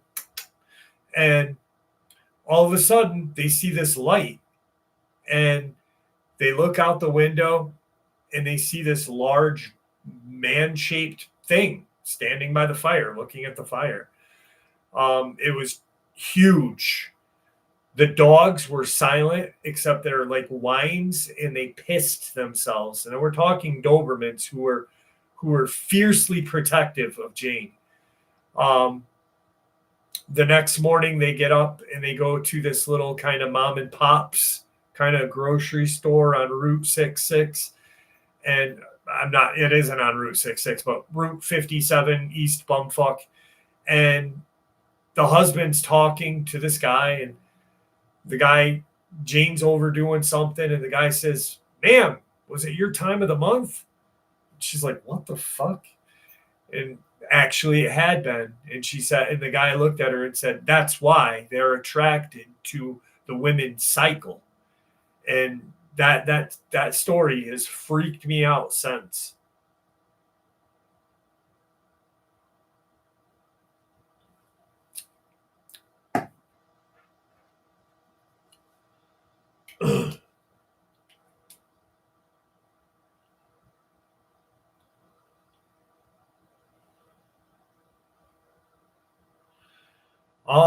I will, since I have not told my encounter in 3 weeks, MJ Richards wants to hear my encounter. So I'm going to quickly tell it. So 1994, I am hanging out with my best friend, Martin. Excuse me. He's Czechoslovakian, and he'd been my best friend since 7th grade. And so we're talking 5 years now of just being neighbors and being best friends. I'm with my girlfriend. He's got his girlfriend, and we've got our driver, Gabe. Now, we couldn't drive after 9 because we were both 17, Martin and I and the girls. But our friend Gabe was 18, and he had this just huge blue fucking land yacht of a car. There's a cul-de-sac off of Route 9 in the middle of the asshole of South Glens Falls. And I live in the foothills of the Adirondacks. So we're in this cul-de-sac. There's skeletal houses at different stages of being built. The woods are deep. When they came through, they just bulldozed the trees down and pushed the woods in. Arabic, thank you so much, my friend. God, I love you, brother. And so behind these woods are mountains in the Hudson River Valley, an old prison, President Grant's cottage and shit like that. Just a lot of weird shit. So we're sitting there and we're listening to Biohazard, the greatest New York City hardcore band ever to come out of New York and anywhere. And all of a sudden, this noise, just this kind of ungodly wail, shriek. And by the time I register everything, the girls had already screamed vampire for whatever reason, and they're in the car. I'm looking like, what the hell is that? Martin's standing over here. I'm in front of the passenger side headlight. Gabe's got his door open, and he had been playing with the radio. He was the DJ and the driver. We see these eye shines coming through the woods at different heights. And it was like a yellowish white, but more of a white color. I distinctly remember how bright it was. And I'm like, what the fuck is that? And I'm not being brave. I'm just kind of drawn to this. Martin, in his greatest Terminator Czechoslovakian accent, Jeff, get in the fucking car, bitch. So he's tugging me into the car, and he literally loved to work out. So he practically picked me up and put me in the car. And we drive out. So when we're driving out, the cul-de-sacs here, we're here.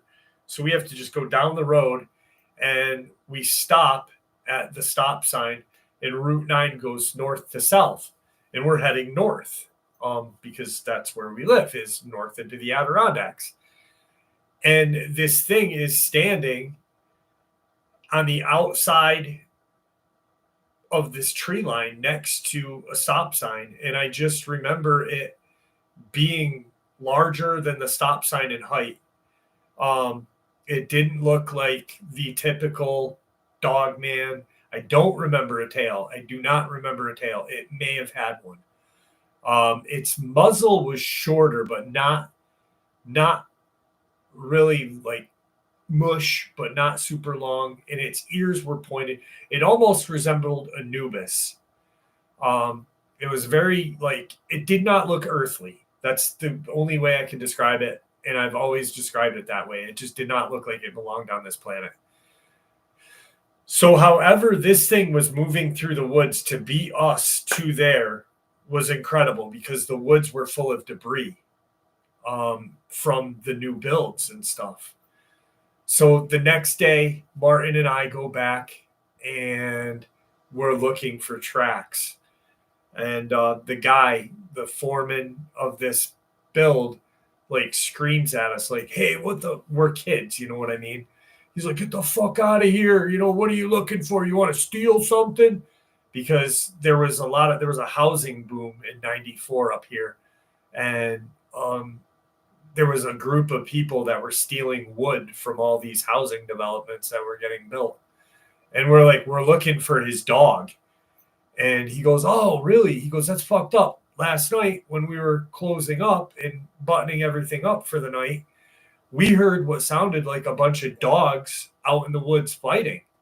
And we're like, what the fuck? So we leave. At that point, I get hooked. Like, I'm hooked. I had already been hooked on the paranormal. I grew up in the late 70s, early 80s. So Leonard Nimoy was a huge part of my life. And, like, we had great TV shows about the paranormal back then. And I got my first cryptid book in 94 at a used bookstore. And so, long story short, I live my life. I get sick. I start the channel. And a couple of years ago, I run into Gabe. Now, we'd never seen Gabe because he just vanished. He blamed me and Martin for what we saw that night, because Martin and I loved metal. And he was like this. I think his dad was a preacher. He was like really prim and proper, kind of nerdy fucking kid, but he was wicked cool. Like, I loved him. But he said because he thought demons, because me and Martin listened to like Bruharia and fucking, Slayer and Deicide, just because we were kids, But he said when he was playing, like, gonna skip the cassette, he said he saw two of those things that were quadruped, though, walk across the road to go behind the car. And at that point, the girls heard the noise. So it all was within seconds. So we've got these things running towards us in the woods and things behind us, but we were never aware of what was behind us. He was, but we weren't. So that's my experience.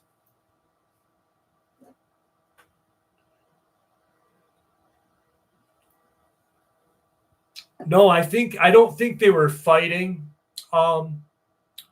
Melissa. I think they were just making a lot of noise. I think they were just doing some crazy whatever.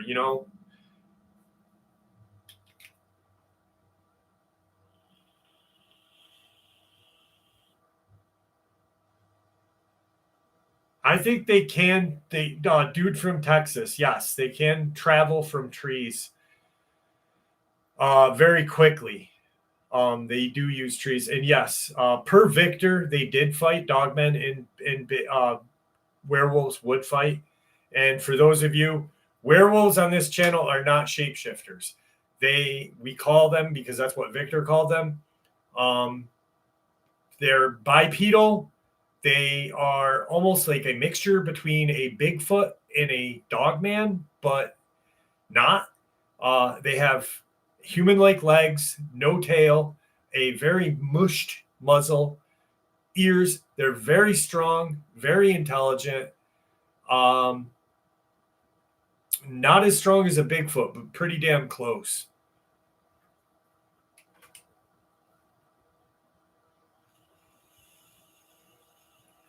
What's up, Rich? How are you? Bad Pup, what's up? How are you?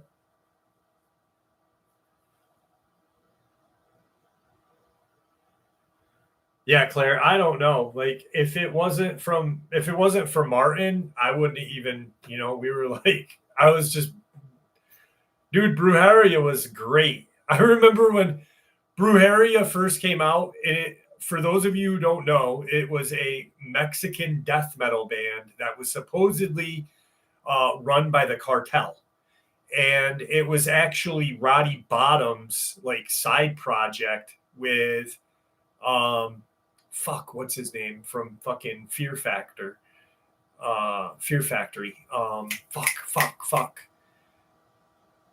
Anyway, it was a mixture of this like American band members, but everyone thought, because it was pre-internet, that this band was a cartel Mexican death metal band. It was great. No, Fear Factory. Fear Factory is a band back in the day, Aramek. Dino, thank you. Name redacted. Fear Factory, not Fear Factor. Fear Factory. I corrected myself and said Fear Factory. Yep, witchcraft. That's what it meant. And their first album had a head, that fucking machete, dude. And they did a song. They did a remake of an old Jello Biafra Dead Kennedy song. Fucking great, man. How about a lot lizard story, kids?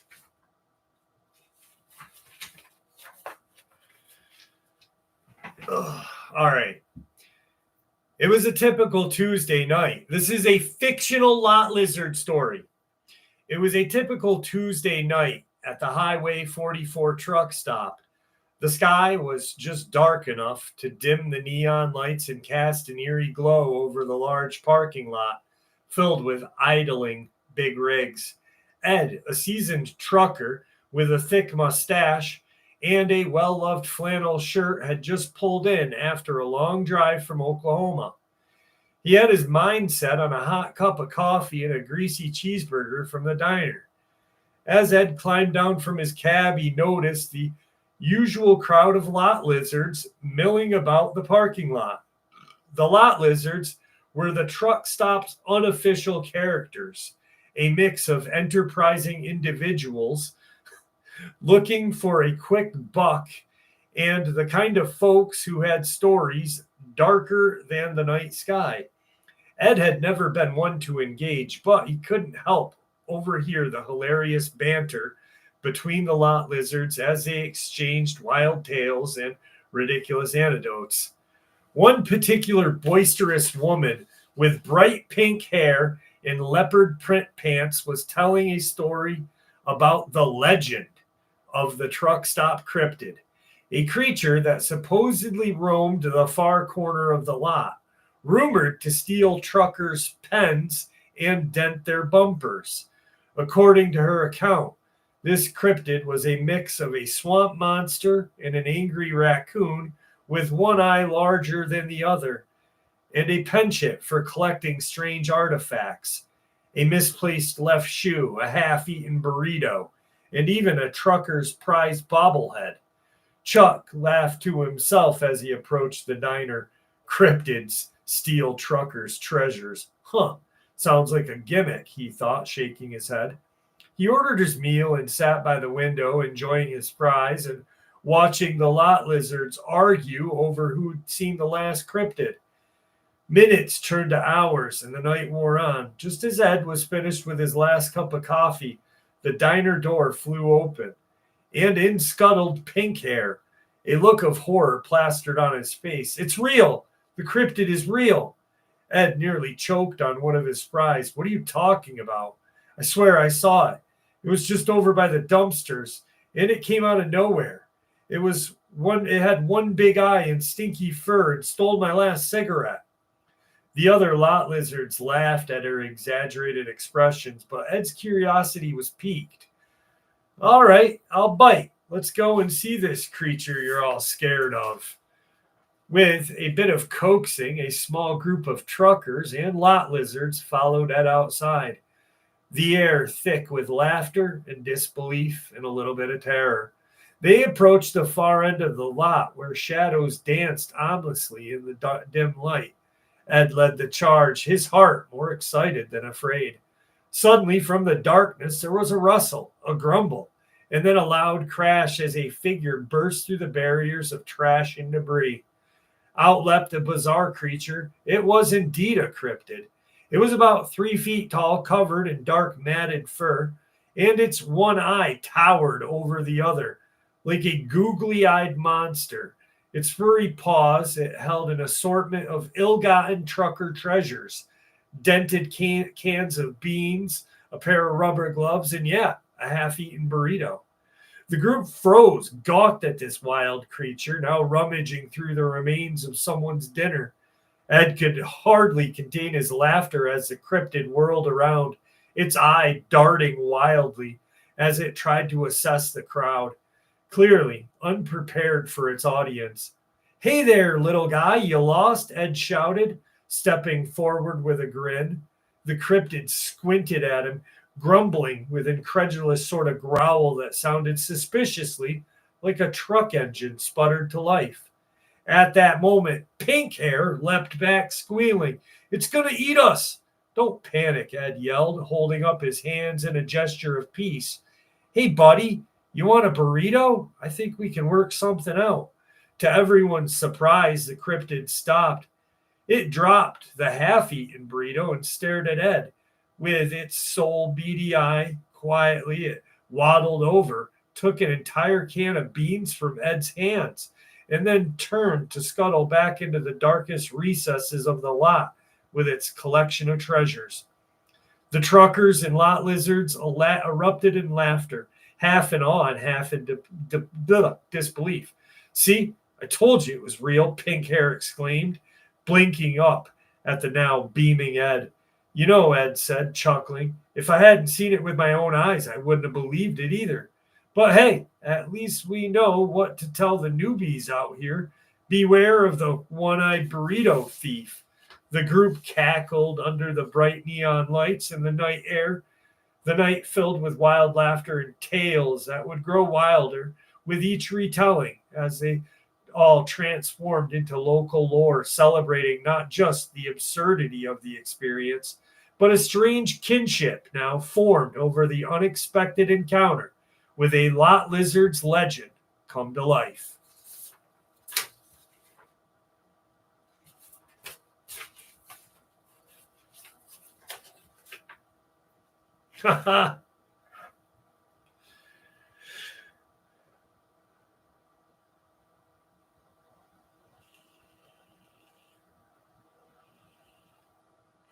Oh, Pink Hair.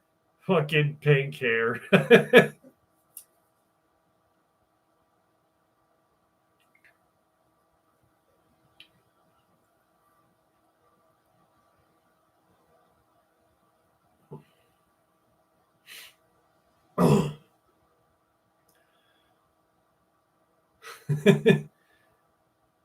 Aramic, LLE, baby.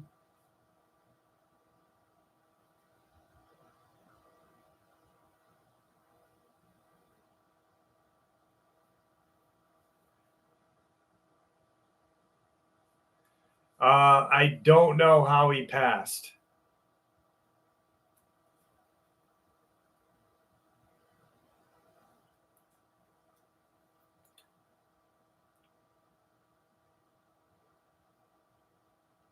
Aramic, thank you, brother. What's a lot lizard have for breakfast? Semen? Like a naval seaman? Gringo! Oh my god, Aramic and freaking Gringo are battling it out. Web surfer! Holy shit. You guys are too awesome. Thank you. Ew.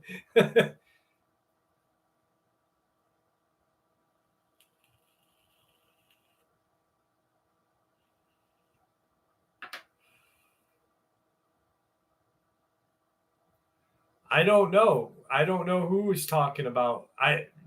Liz, I have no idea. Please see this. Who passed? I don't know who you guys are talking about. JC, I don't know. Are the Royals lizards? Jesus Christ, is that what I don't know. Yes. The Royals are reptilians, supposedly. Gringo, thank you so much. Aramic, thank you so much. I think I just spent $35 and it didn't post. Let me see if it popped in here. Hang on, I'll tell you. Sometimes it'll pop up.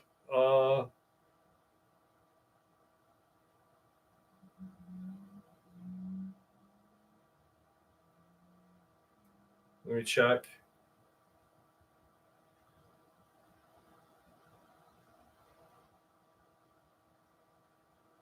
Nope, you're good.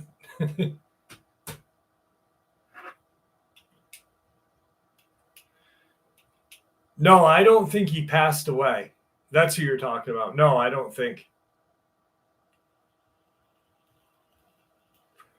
What's up, Squatchin?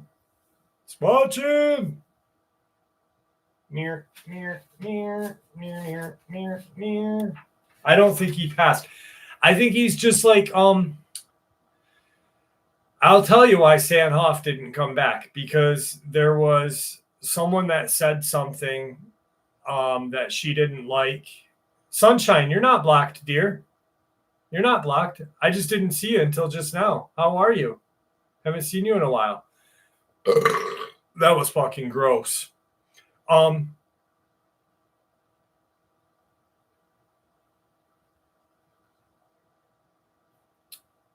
J.C. Johnson, if so, he passed many. No, we're not talking about J.C. Johnson. He passed a long time ago.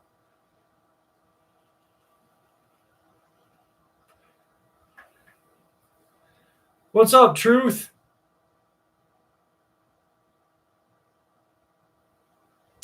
Yeah, Liz. But no, it's almost like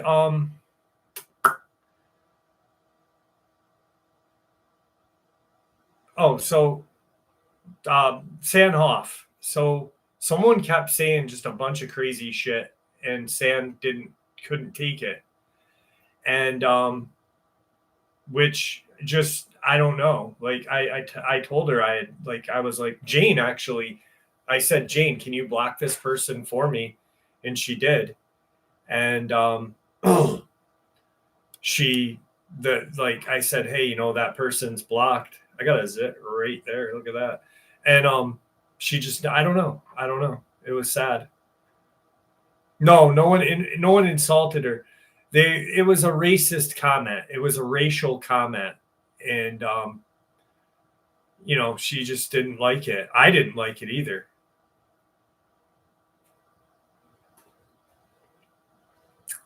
But and then Thunderbolt disappeared on us. I don't know what happened to Thunderbolt, which just bummed me out.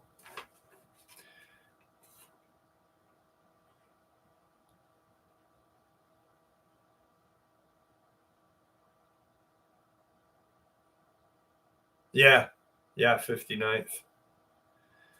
Okay, here we go. This is pretty creepy. I had an encounter. I live in Georgia and grew up living in a funeral home. That's a whole other story, but I digress. We have about 6 acres, and our house sits in the middle. It is wooded all the way around. We are right outside of city limits, but when you come onto our property, you'd think we were way out in the country. One day, I was lying in bed looking out my windows. The windows cover half the wall in the room. And out of the corner of my eye, I saw a huge black shadow going from one tree to another. I thought my eyes were playing tricks on me. This happened again a few times on different days. I told my husband, son, and daughter-in-law about it, and they just shrugged it off. One morning, my son had gone somewhere, and when he returned, he came into the house and told me that I was right. He had seen it too. That morning, when he got into his truck and started to back up, he looked in his rearview mirror, and it was black, even in the sun, when it was shining on it. He turned to look, and it was gone. One day, my son and I were outside and were burying my grandson's dog that had gotten hit by a car. We were in the open field when all of a sudden a huge shadow came over us, and we looked up expecting to see a large bird or nothing. One morning, my son and daughter-in-law, who was pregnant at the time, were headed to her doctor's appointment. They saw it again. It seemed to be following them. Then it was gone. She found out that day that she had miscarried. I told a friend from England about it, and she said we need to pray over our land and our animals, our family, and the sky over our land. We walked around our land and prayed. I failed to tell you we have chickens and cats, and they had been dying or being killed by something. Anyway, after praying 2 or 3 different times over the land, it finally stopped. We have never seen it again, and my daughter-in-law is now having a baby due in March, and she and the baby are healthy. I needed to tell somebody about this. I don't know if it has happened to anyone else.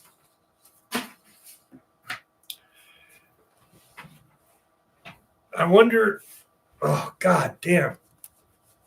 Oh, yeah, here we go. Whoopa, whoopa, whoopa. Okay. So, I wonder if, because they own a funeral home, right?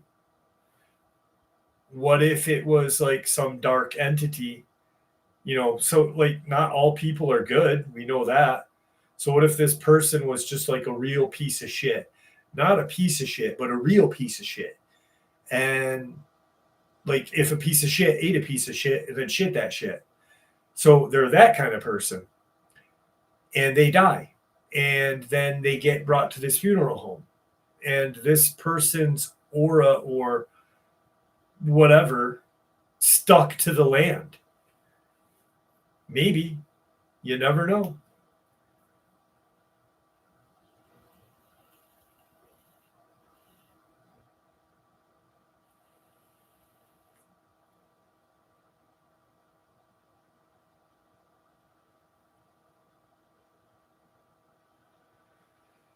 I've read that a lot of stuff happens up in Fort Hood too. Yeah.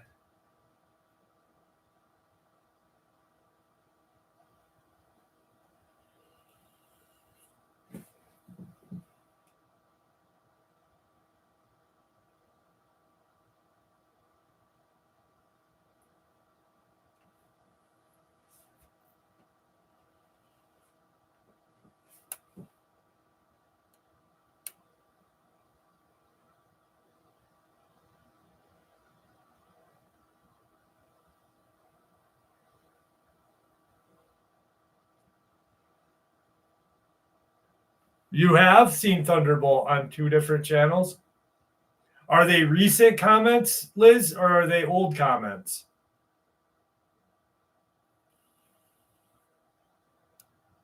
Once and all the generators kicked in. Wow, that's crazy, Larry. Holy shit. That is crazy. Damn. Leave him a comment. Tell him he's missed. Because I've looked for his channel and can't find it. Are you sure it's his Thunderbolt channel, like his original avatar?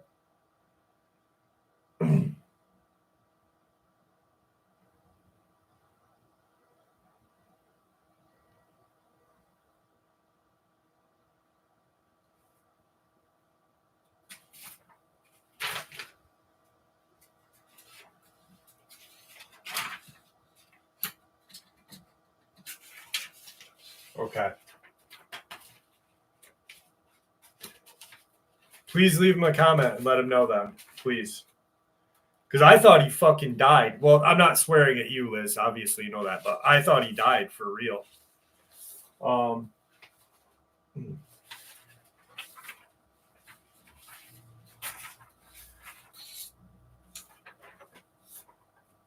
Yeah, RH is in England. Yep. I am too. Chip, chip, cheerio.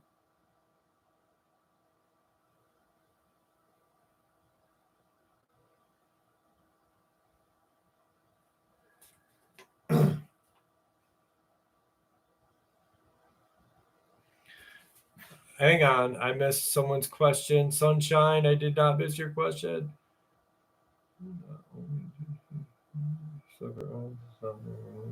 Bombing room. Wait, my grandmother ran for his life. What? The Jim Jones tape? No. What? Jim Jones tape? What? What do you mean, Jim Jones tape? Sunshine, send me an email about the Jim Jones tape. Like, if you could, like, fill me in on all of it, because I really want to know more about it. Now you got me. Please send me an email, more, like, as much as you can about it. I'd love to hear it, please.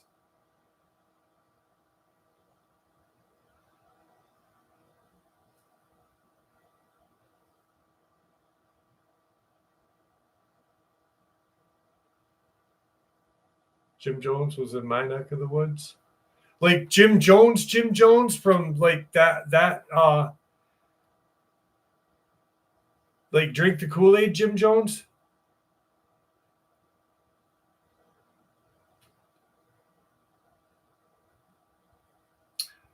That's about when he left too, Liz. That's about when I last saw him. You gotta send me. You gotta let me know. What are the tapes about? Please tell me the tapes. Is he a demon? What is he? I think he's a demon. He's a bad man. The tape is scary as fuck. Is it on YouTube? Oh my god. I need to know. It's on YouTube. Okay. It's about demons. Yes. Oh shit. Got it. Okay. I'm getting excited now. I gotta shake the old ball sack again. Damn. I got sweaty. Yeah, I knew he was a monster. Did you know that? So don't listen to the Jim Jones tape. um, so being from New York, obviously, I love the Wu-Tang Clan. And being kind of a weird, twisted kid that I was, the Wu-Tang Clan had a second kind of like an offshoot project that the RZA created with the creator of De La Soul and other things. And it was called the Gravediggers. And they're the greatest rap group ever. The Gravediggers were phenomenal. But they did a thing about Jim Jones and fucking shooting him with an M16. It was great. Gravediggers, diggers, stalk through the night. I'm digging in your dirt or your skirt. I spark the night like a Rasta with reefer, and to my right is the gatekeeper. All right. I lived in Wiregrass area my entire life, so I'm familiar with some of the cryptids in Alabama. Although I live within city limits, the area behind my house and neighborhood is extremely forested. So deer often hang around back there, as I've seen many of their tracks. A few years ago, my brother and I were in our backyard, which has direct access to the forest. The rear right side of our fence line was filled with thick brush and small trees. In the center of our yard is a large workshop slash garage, and to the right of that is a tree with a rope swing that our dad had set up, which is where we usually spend our time. It was early autumn when this event happened. As we are sitting around goofing off, all of the birds and other little critters suddenly went silent. At that time, I didn't know that this usually means a predator is nearby. We didn't notice the silence at first, but then we heard the sound of branches breaking, which made us turn toward the noise. I could barely make out a big white body moving in the brush, which scared the hell out of me because I didn't know what it was. I got my brother's attention, and we saw that it had drawn closer. Both of us are now terrified, so we slowly made our way back to the porch. Whatever it was stopped moving and just watched us. Once we got inside, we refused to go out back, but we didn't explain why to our parents. I wouldn't be sharing this. I wouldn't be sharing this if not for what happened about a year ago. I was sleeping in my bed when I was awoken by our neighbor's dogs, all being pretty big dogs, and they usually don't bark at night, but this time all three were barking at once. One of them sounded like it was yelping in pain, while it was clear the other two were fighting something. I didn't want to go out on the back porch because I was too scared, plus it was 3 a.m, so I opened the window in my room and tried to look outside. I could only hear what was happening, but whatever it was big. I could hear it wrestling with the dogs, but eventually the sound stopped and I heard it running away. I've gone through the list of things that it could have been. I've ruled out coyote, bear, jaguar, snake. Does anyone know anything about this stuff or have any other similar experiences? Sounds like you encountered a crawler.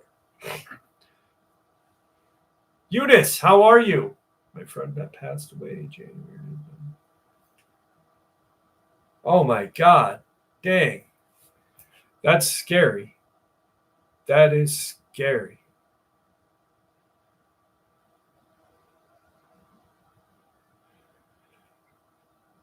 Okay, so sunshine. I can find, what do I type in on YouTube? Just Jim Jones tape?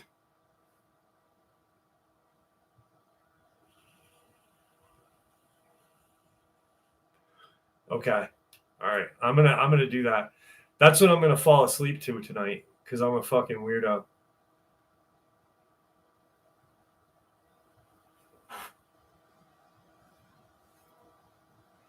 Some kind of odd noise going on in my house.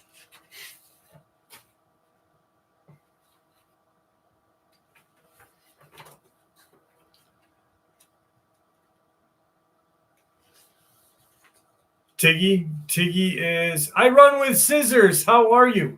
Oh, you know who we're missing? We're missing Leah tonight. Or yeah, Leah. Hang on one second. I'll find out where Tiggy is.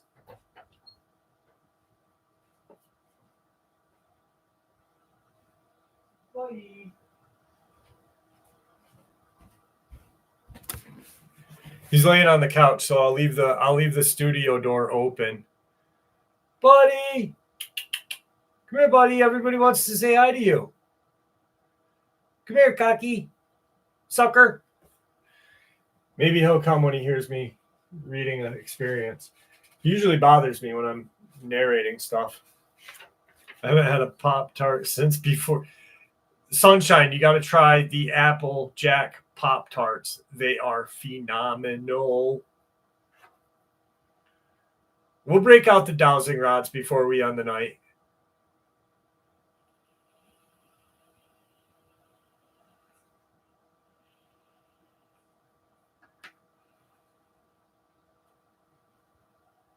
Winter Sky, thank you for popping in tonight. I appreciate that. I'm glad that you're here with us. 555 cinnamon pop tart. Ooh, cinnamon pop tarts are probably dank as hell too, huh? Yeah, buddy. I bet you they are dank. Dank shiznits. Do you eat pop tarts straight from? No, I gotta pop those suckers in. Yes, Claire, I do. I've done a ghost hunt in my house. There's videos on the channel of it, and I've caught in a lot of crazy shit here.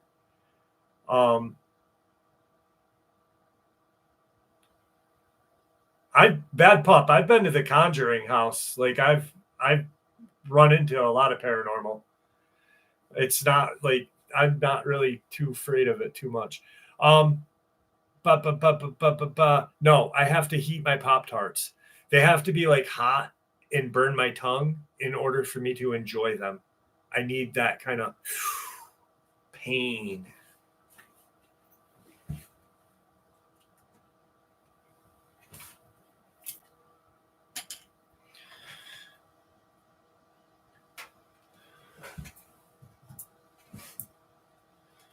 Okay.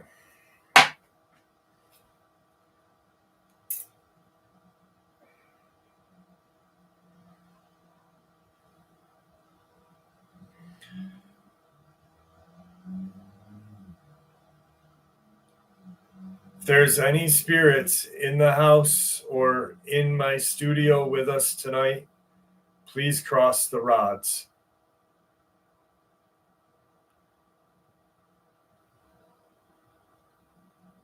If there's anything here with us, please cross the rods.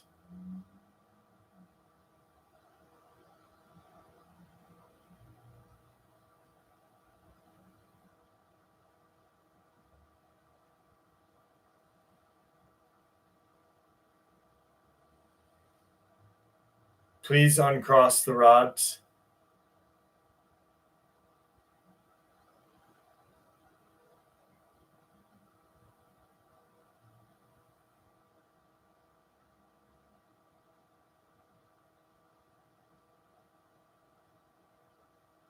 Yes is for, or crossing the rods is yes. Opening the rods wide open is no.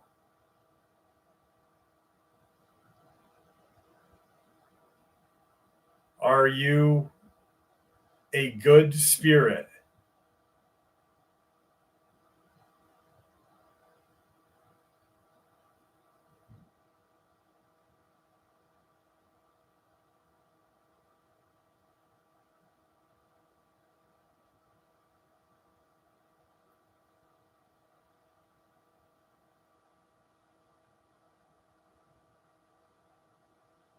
Please uncross the rods.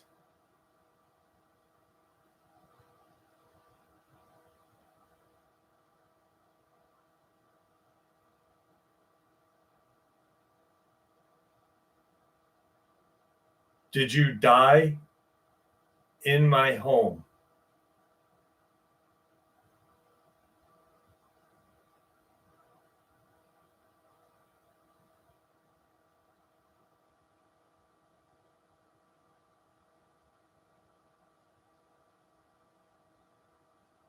So that means no.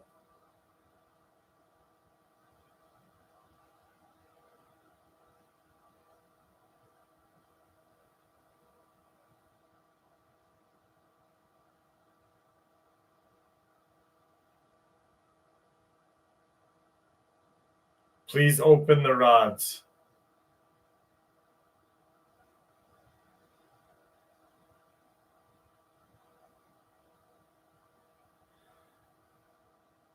Do you know anything about black-eyed children?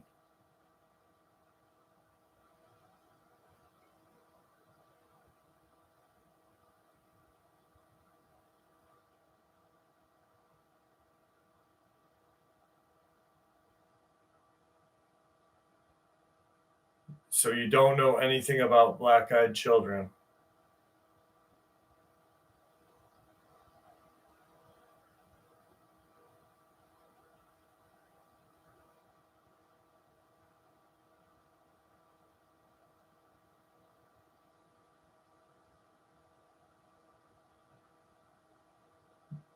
Where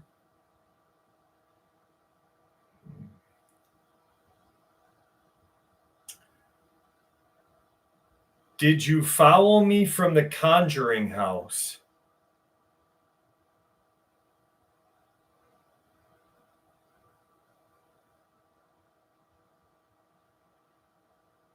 Please open the rods.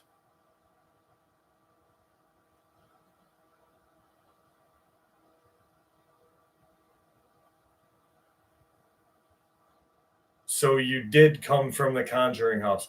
Were you attached to the bottles of water from the well there?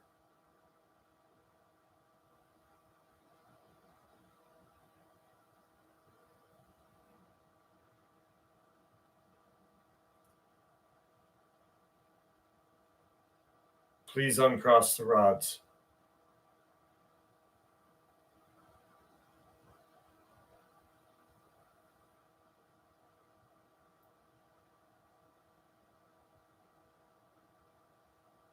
Thank you for talking with me tonight.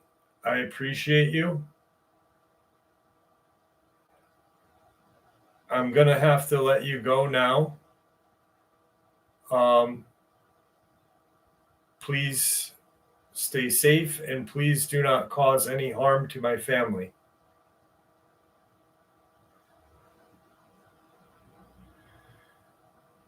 Good night and goodbye.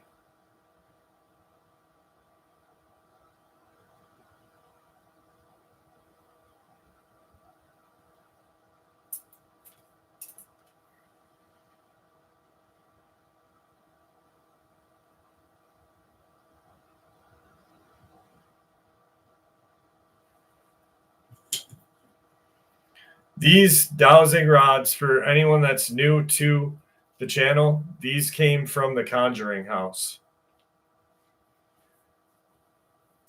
And it literally felt like something was touching the side of my neck.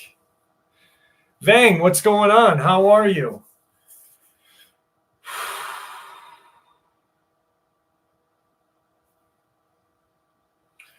Gringo and Aramik, are you guys battling it out tonight? Thank you so much. Thank you, Liz. Thank you, Gringo. Thank you, Aramik. Thank you, Web Surfer.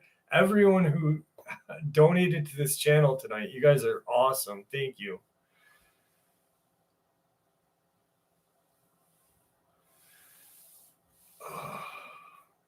Okay, the crooked neck lady. All right, so Web Surfer asked me to tell this story. So the Conjuring house, look at that. Look at that chunky chunker there. Ooh. Anyway, Conjuring houses in Rhode Island. There's been a lot of people that have gone there. A lot of YouTube channels have gone there. My daughter and I went there. She was 15 at the time, and I have an absolute passion for the paranormal, cryptids. Like I I don't consider myself a YouTube storyteller. I love to research this stuff. I love it so much. So I have a lot of equipment. I have an SLS camera. I have an EMF reader, an EVP recorder. I have a REM pod. I pretty much have everything I fucking need for my own whatever. And I've seen a lot of channels go to the Conjuring house and come up with nothing, come up with a couple of knocks or, oh God, I hear them talking to me, just a bunch of bullshit, to be honest with you. So my daughter and I are in the basement. The video's on my channel. And in the basement, there is a room that has a well in it. Now, back in the 1700s, the house was built in like 1682. And back then, everyone had an outdoor well. Well, the house had its indoor well because if you wanted someone's land and whatnot, you'd poison their well. So they put their well in their basement. A lot of people think that the aquifer that is under the Conjuring house is part of the haunting. So there is supposed to be this crooked neck lady that people have seen in this one room in the basement. And it's not Bathsheba. Bathsheba was never a witch. She never killed kids. That's fake. There's a lot of just bullshit. Like, there's a lot of bullshit, untrue stuff. So there was never a witch there. Her name was never Bathsheba Sherman. She was a neighbor of that area, but she never killed children. There was never any courts or anything. But nobody knows where this crooked neck lady comes from. People have seen her. So I'm on the outside wall, and there's a window looking into this room. Isabel's next to me. I have the SLS camera out, which is a stick figure camera. It almost makes everything look like a hangman figure. So we point it into this room. And on one side of the window is a perfectly aligned stick figure. And on the other side, like a second later, both figures are there, but this other one is like all deformed and crooked. Like it's just like, twisted up lines. And so like instead of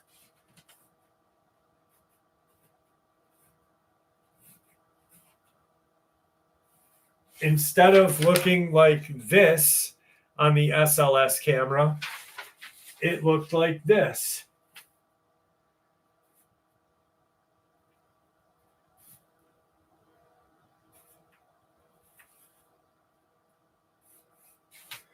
Like that, like all twisted. And it kept moving in different shapes. And I was like, wait, what the fuck? Isabel, are you seeing this? And she's like, yeah, this is really. And I'm like, we caught something. We actually caught something that nobody has ever caught. And it was just truly an amazing, amazing night there.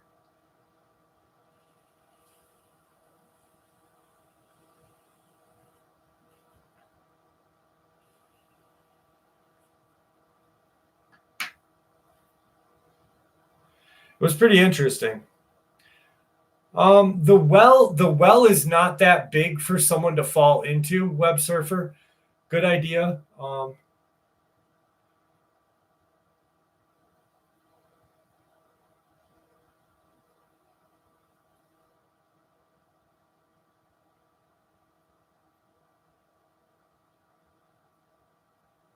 try that stuff with somebody that don't know how to use those rods. That's some BS. Sorry to say that on your channel, but people need to know. Really pains me to say this. I hate liars as much as God. What the hell does that mean? That's really kind of weird to say.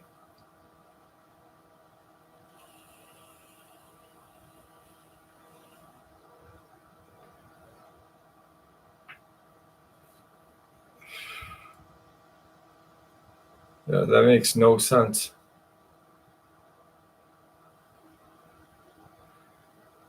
There's no BS on this channel, but what the fuck? That's not, yeah, you need a Applejack Pop Tart.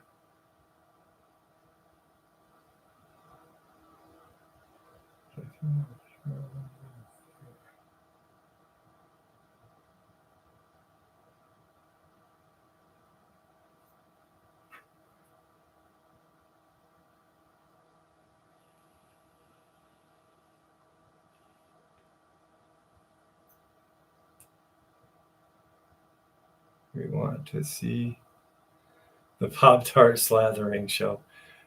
Nick, what's up, buddy? How are you? Nothing, no updates on Gila. No updates on Gila at all.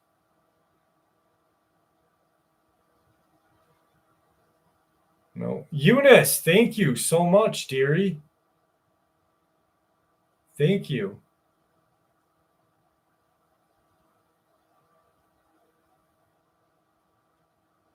Huh.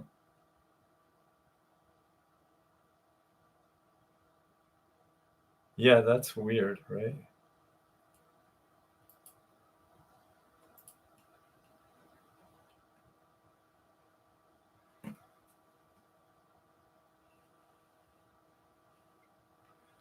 I forgot what I was saying. Oh, so anyway, the well, I don't think the well is big enough for anyone to fall into. I don't know. There's no any kind of story behind the lady. It's just supposedly there was a daycare in the basement of the Conjuring house. How weird is that? Why would you put kids in the fucking basement of one of the most haunted houses in America? And that's where the kids would say they saw it. And if you watch the video of me and Isabel there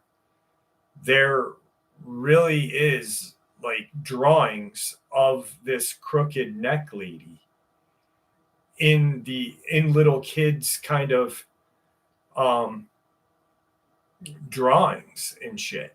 It's truly amazing.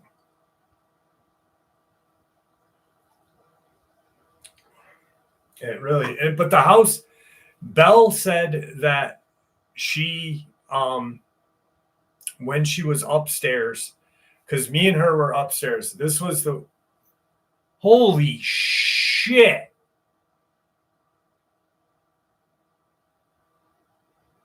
I I I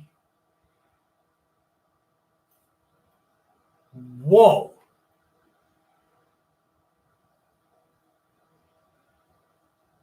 Whoa. Is that what is that? That's a euro?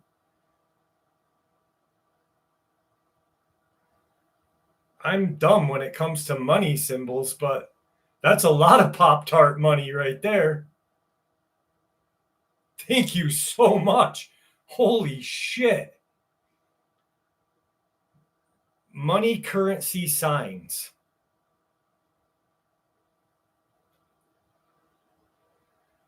That is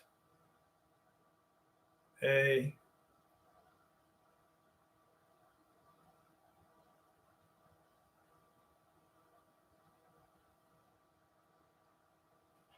it's not a euro. It is a um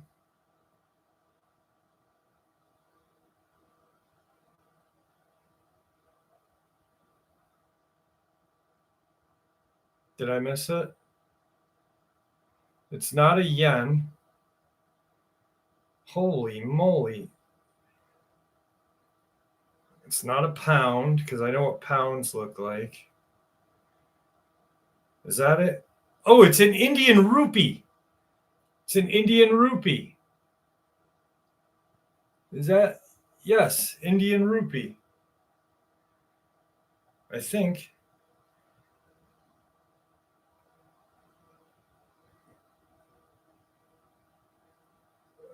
Indian rupee sign.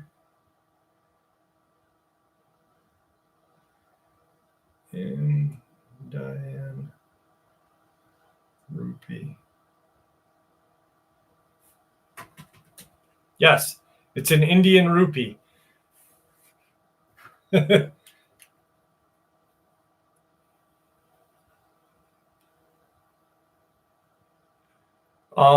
Why did my brain hear roofie? Oh God. Nick, thank you, brother. Appreciate you guys. Thank you for the rupee. That's so cool. That means I have people in India that watch the channel. How crazy is that? That's awesome. Fuck, that's gross.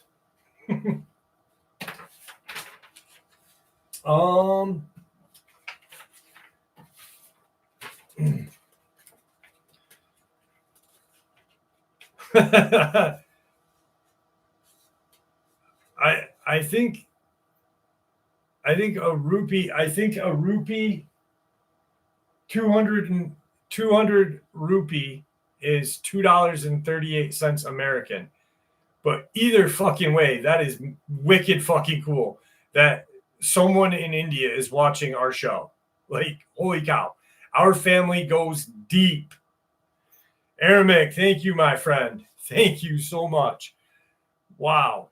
Like, I've had people, like, we have a subscriber, Vang. Vang's from Vietnam. I don't know if he lives in Vietnam still, but I know Fuji lives in Japan. Okay, here we go. Black-eyed kid story. Aramik's just laying down I have a theory on why you're hearing metallic sounds in those woods. What's your theory, Sunshine?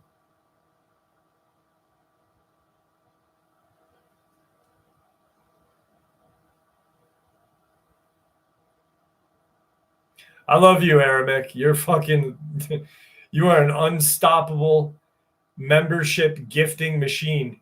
Gringo Lizamore tried to beat you, but even Gringo couldn't do it. Gringo's like, fuck that. No more members for Jeff.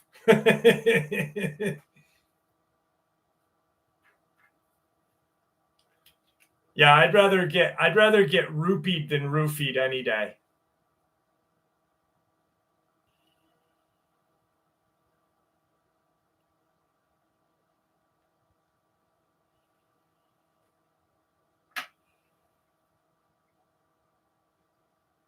I'm still waiting for Sunshine's theory. I don't want to get into a story and have it blow out.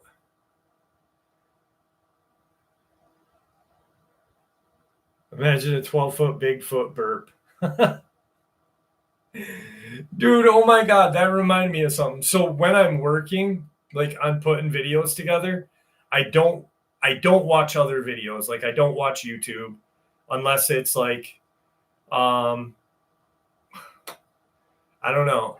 I'm pretty dorky when I watch YouTube. I watch a lot of just like old Matt Santoro or whatever his name was, Gringo. But I was watching this first night in jail show today, and this guy got arrested for being a drunk driver, right? And he's in the detaining room waiting to be questioned. He's this big, chubby, douchey kind of guy. Portals create disturbances, atmosphere, talk, sound, portable. Yes, I agree with you. I think 100%. Zilla, thank you so much, guys. You guys are fucking awesome tonight. I'm buying lots of Pop-Tarts tomorrow. I am fucking heating them up, cooling them down, and smearing those suckers all over. So anyway, I'm watching this show, right? This guy gets pulled over for a DWI, and he's like, he looks like your third grade school teacher, right? He like looks like a normal person. He's like, but the cops leave, and he's sitting there and he's staring up at the camera, right? And all of a sudden he goes like this, like that, starts doing this weird dance, takes his shirt up, starts doing that, right? And then turns around and farts, and like a bunch of farts, like pulls his drawers down a little bit, puts his butt up, does one of these numbers, does one of those, and blows ass toward the camera. And then he's just, being a dickhead, right? The cops come in, 3 cops come in, and they're like, knock it off, or we're putting you back in cuffs and we're taking you to a different room. And he's like, what am I doing? I'm not doing anything. You know how drunk people are. And yeah, he wasn't being like really bad, but this one cop, he had like, you could tell his booter hole was bigger than other people's booter holes are supposed to be. And they jump on him, right? Well, the second he hits the ground, he fucking rips ass. Like 10 fucking rippers. And one guy's face is down by his fat ass, like wafting it. I had to stop recording and started laughing.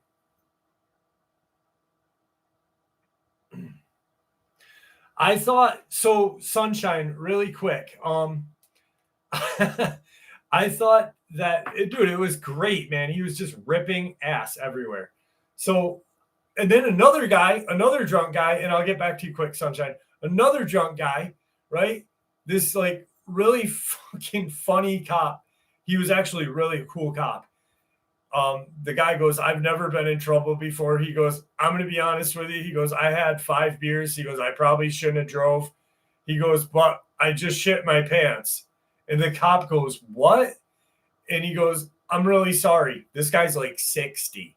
And he's like, I'm really sorry, but I'm scared. He goes, and I just shit my pants. And the cop turns and looks. He goes, oh, yeah, you did. He goes, oh, no. He goes, I don't get paid enough for this. So they put him in his car, right? And they get him back to the police station. They change him out. They're interviewing him. And he was such a decent guy, like the cop, that he worked with the guy. They did a breathalyzer. He was just under the legal limit, so he did pass. But like he started farting in the middle of it all in like his breathalyzer, and then he shit his pants again. You can't make this shit up. It was great. Okay, now I'm done. Dude, it was so fucking funny. Aramic, will you stop it? Holy shit, man. Thank you. I love you, buddy. Wow. Do dogmen have human-like schlongs? I bet you they have like a red rocket. No, I honestly don't know.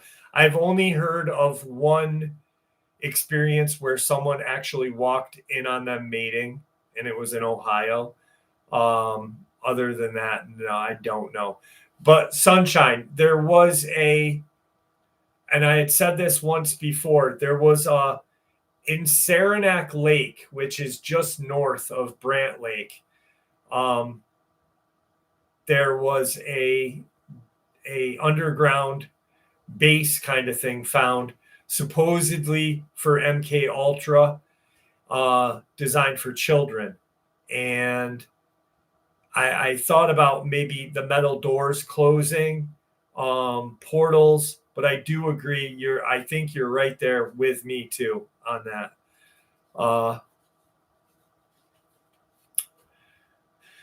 Okay, it's 2.5 hours. We're going to end this with a couple of black-eyed kid stories, and then I got to get some sleep.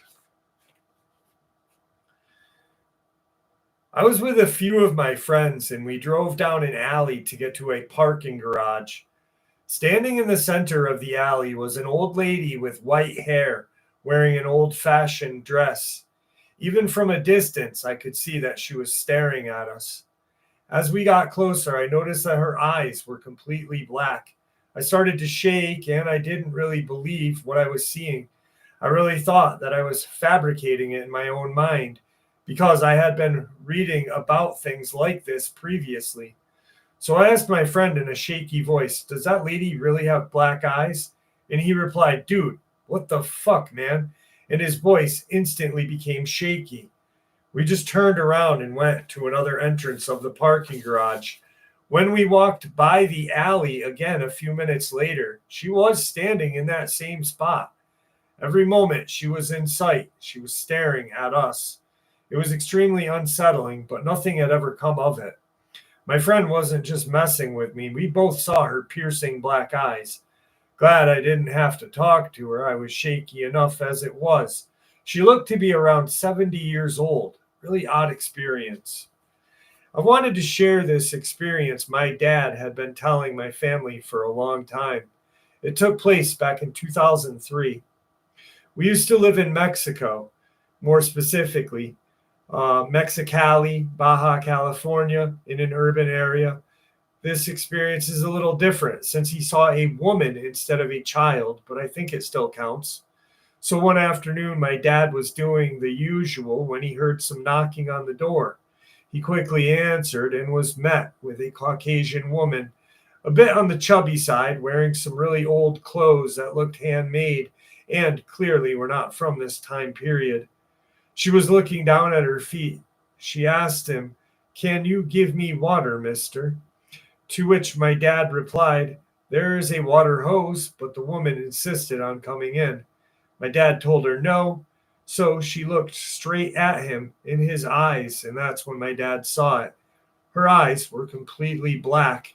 She walked to the side of the house and proceeded to defecate on the sidewalk. My dad lost track of her after that. The next thing that happened was a bit weird. From that day onward, for about a month, an owl would constantly fly and stand on the same spot where she defecated. My dad is not usually a superstitious fella. Even though it may sound a little bizarre, he has always told that same experience.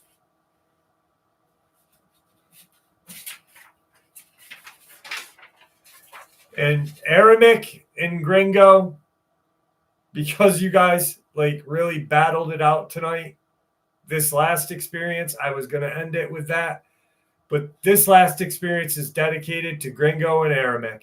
Thank you so much, guys. I appreciate it.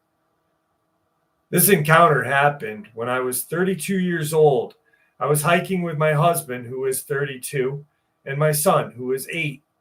We went hiking to this spot in Southern California where we've been going for the last 13 years. The hiking trails are basically located all along a cliff. Some trails lead to a secluded beach and others lead to a cave. We took the trail that leads to a beach, and we usually keep walking longer than the average person since we are more familiar with the terrain after the trail ends. At around 4:30 p.m., we decided to hike back up the trail while watching the sunset.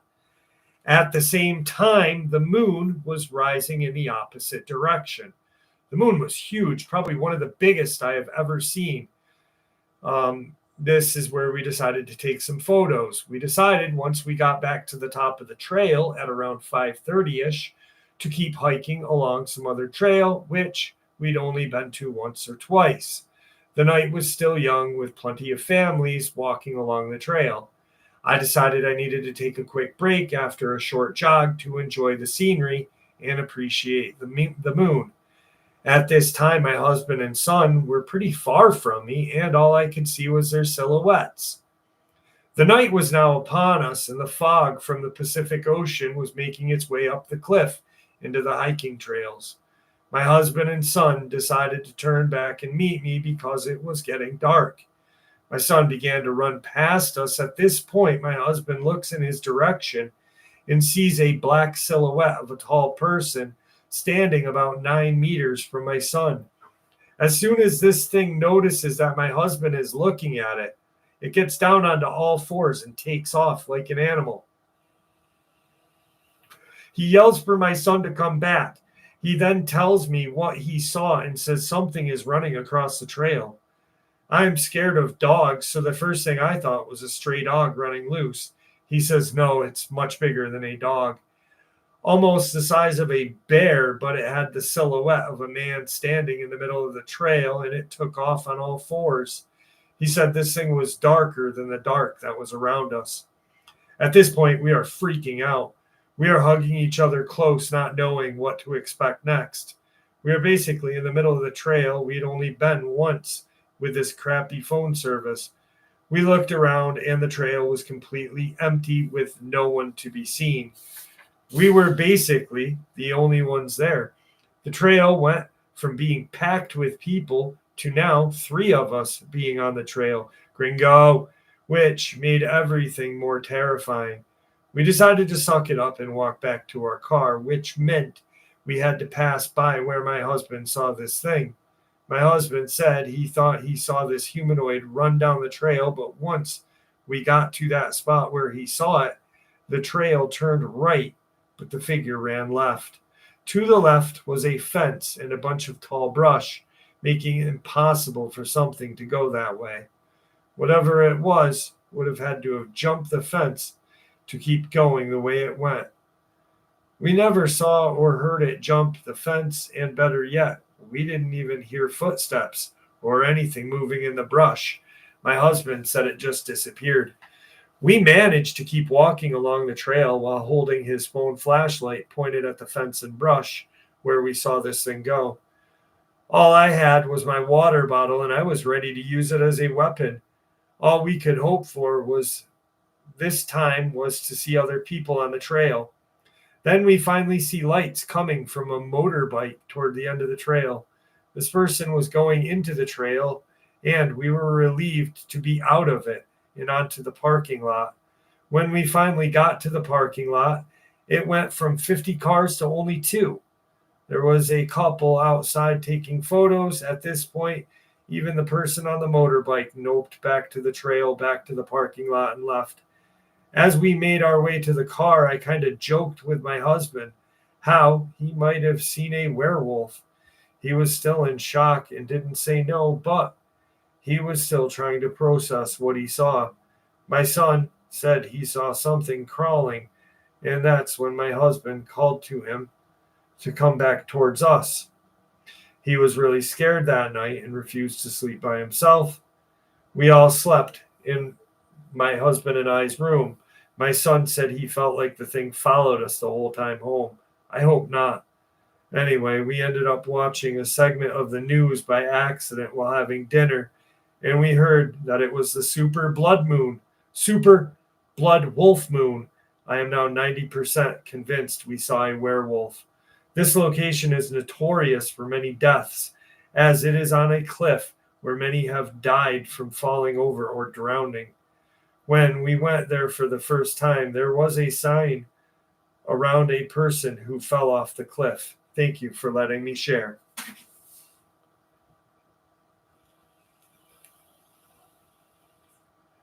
Oh, wow. All right, guys. Thank you so much for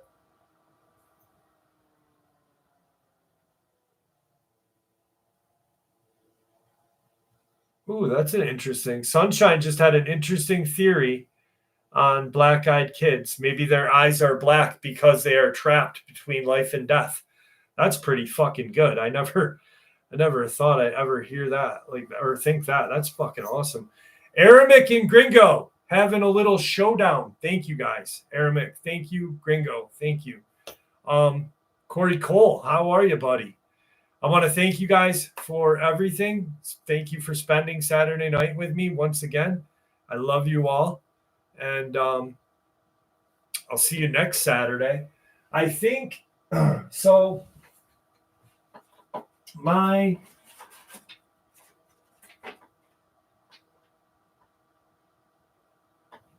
birthday falls on a Monday the 16th. So what I think I'll do is I'm going to do a Saturday live stream on the 14th like normal, but I'll probably do an hour at 9 o'clock on the 16th, my birthday, to spend an hour with you guys, share some experiences. And then I'm going to go on a midnight or a moonlight kayak ride. So that's what I think we'll do. Tyler, have a good night. Tyler Marshall, love you. Kakalina, have a good night. Sunshine, thank you for all of the input. I really enjoyed that Black-Eyed Kid. That's a really good, maybe they're trapped in between life and death. GG, have a good night, dearie. Damian Bloodstone. Guys, thank you once again. I love you all. I'll see you next week. And wow, 282 people, 282 likes. Shit. All right, love you guys. Thank you.